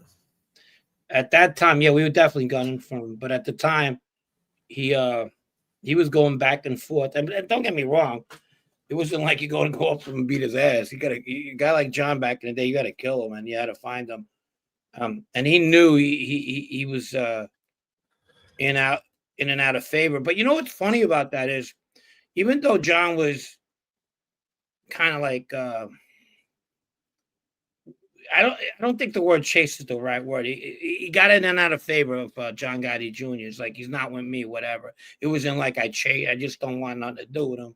He was still around Ronnie One Arm. He was in Tampa, coming back and forth. But he basically was on his own, and he didn't give a fuck though. Last question from Happy Jack McKenna. Why did A-Light hate Ronnie One Arm so much? He talked about it when he was on the show. Yeah, I think he hated him after the fact that he got arrested because of the opening statements that opening arguments that his attorney and that one arm's attorney presented, where he basically said that you got me here in the Tampa case for something I got nothing to do with. This is all A-Light and other people. Yeah, and he basically accused One Arm of giving a rap move. but then he also said other things. So he wasn't a tough guy, you know, this and that. He kind of said some other things. He's a scary guy. That's personal stuff, I guess. You know, that's personal to him, I guess. You know what John Cena's tough guys back in the day when he was around, and I did with two different people. John was in a good position in A-Light when he was out in the street. He was part of one of the strongest families, and hanging out with his best friend at the time was John Gotti. So he pretty much punked a lot of motherfuckers on that note. You understand? Yeah. That's how that goes. It's the same reason people like his daughter these days get on here and talk the way she does, because she misses those days, you know. So she's talking to people who really didn't know what went on or knows what's going on today. But I don't want to get on that either, unless I'm on a roll. So, guys, what do you got? No, that's it, man. Look out for us. I believe on Wednesday we're gonna have the mob archaeologist dudes on. It'll be That's fun. gonna be great for all the people that like all the intricate mob history. You know, I say nerdy, you know, in a good way. You know, I think people are gonna enjoy that. And then yeah, I think that's it. We got Ridgewood, the final episode of the season coming out. And we got other stuff we got to work on. We got Dino Calabro. We got Bay Parkway versus Bath Avenue. We got a lot of. I've been working stuff on that for a while. I want to get that and then we go. Hey, Dwayne, nice seeing you, my man. That's gonna be something that you know is new to me. It's coming from people that were around in that area, and I learned a lot. The Chestnut Kid. We talk about Leadhead. Talk about Arthur getting killed, the sit downs behind that. We talk about the Adamo kid getting killed, and the repercussions between that. It's gonna be there's gonna be a lot of stuff. DL, I'm on Facebook too. So for his name, DL, if you go to the people that I'm following, you should see it. It's called Francesco Frank Fiordolino. That's his name on Instagram. Francesco Frank Fiordolino. Francis Fiordolino. Francis. I got to work on Wednesday. All right, yeah. So guys, listen, Wednesday looks like we're gonna have a show with those guys. Tomorrow on Tuesday night, it looks like I'm probably gonna have Pete the Pick LaFrosia over on NYC Crime Spot. I put out a new episode on Crime Spot Sunday. I put out another one on the Sunday before that. I'm going to go out on this Sunday, and I'm going to film again. And we're staying really fucking busy. A little too busy for my own good. I don't know, but we'll see what happens. That's it. Last question. Okay, who you got? PSG versus Real Madrid. I got Real Madrid this time around. PSG is they're gonna play them tough. So Fish. Real Madrid. Fish, go ahead. Fish, give me a holler. Yeah, I'd like to. I know you're from that area, and yeah, I was there when Arthur was killed. Yeah. So what we'll do, because we're gonna release that as a pre-record, edited photos, everything. The live that's gonna follow that, Fish, you want to come on and react to what we did, what we spoke about, what Frank spoke about. That would be cool. And yeah, so everybody, listen, have a great one. Final goodbye to our great moderator, the great Roro G. Always in the house, always in the place to be. And Tower King out in the Penal Colony, and Walker, and Pat Cogney, and the great, powerful Matt, and Fish, and Happy Jack McKenna, and everybody that donated, everyone that hung out. Lisa Pizzatola, can't forget you. Thank you. Everybody, have a great night. Frank, you good? Joe Root. I'm good. Yeah, I'll see you Wednesday, guys. You're going to get 2 shows this week, and I'm looking forward to that. All right, guys. Have a good night, everybody.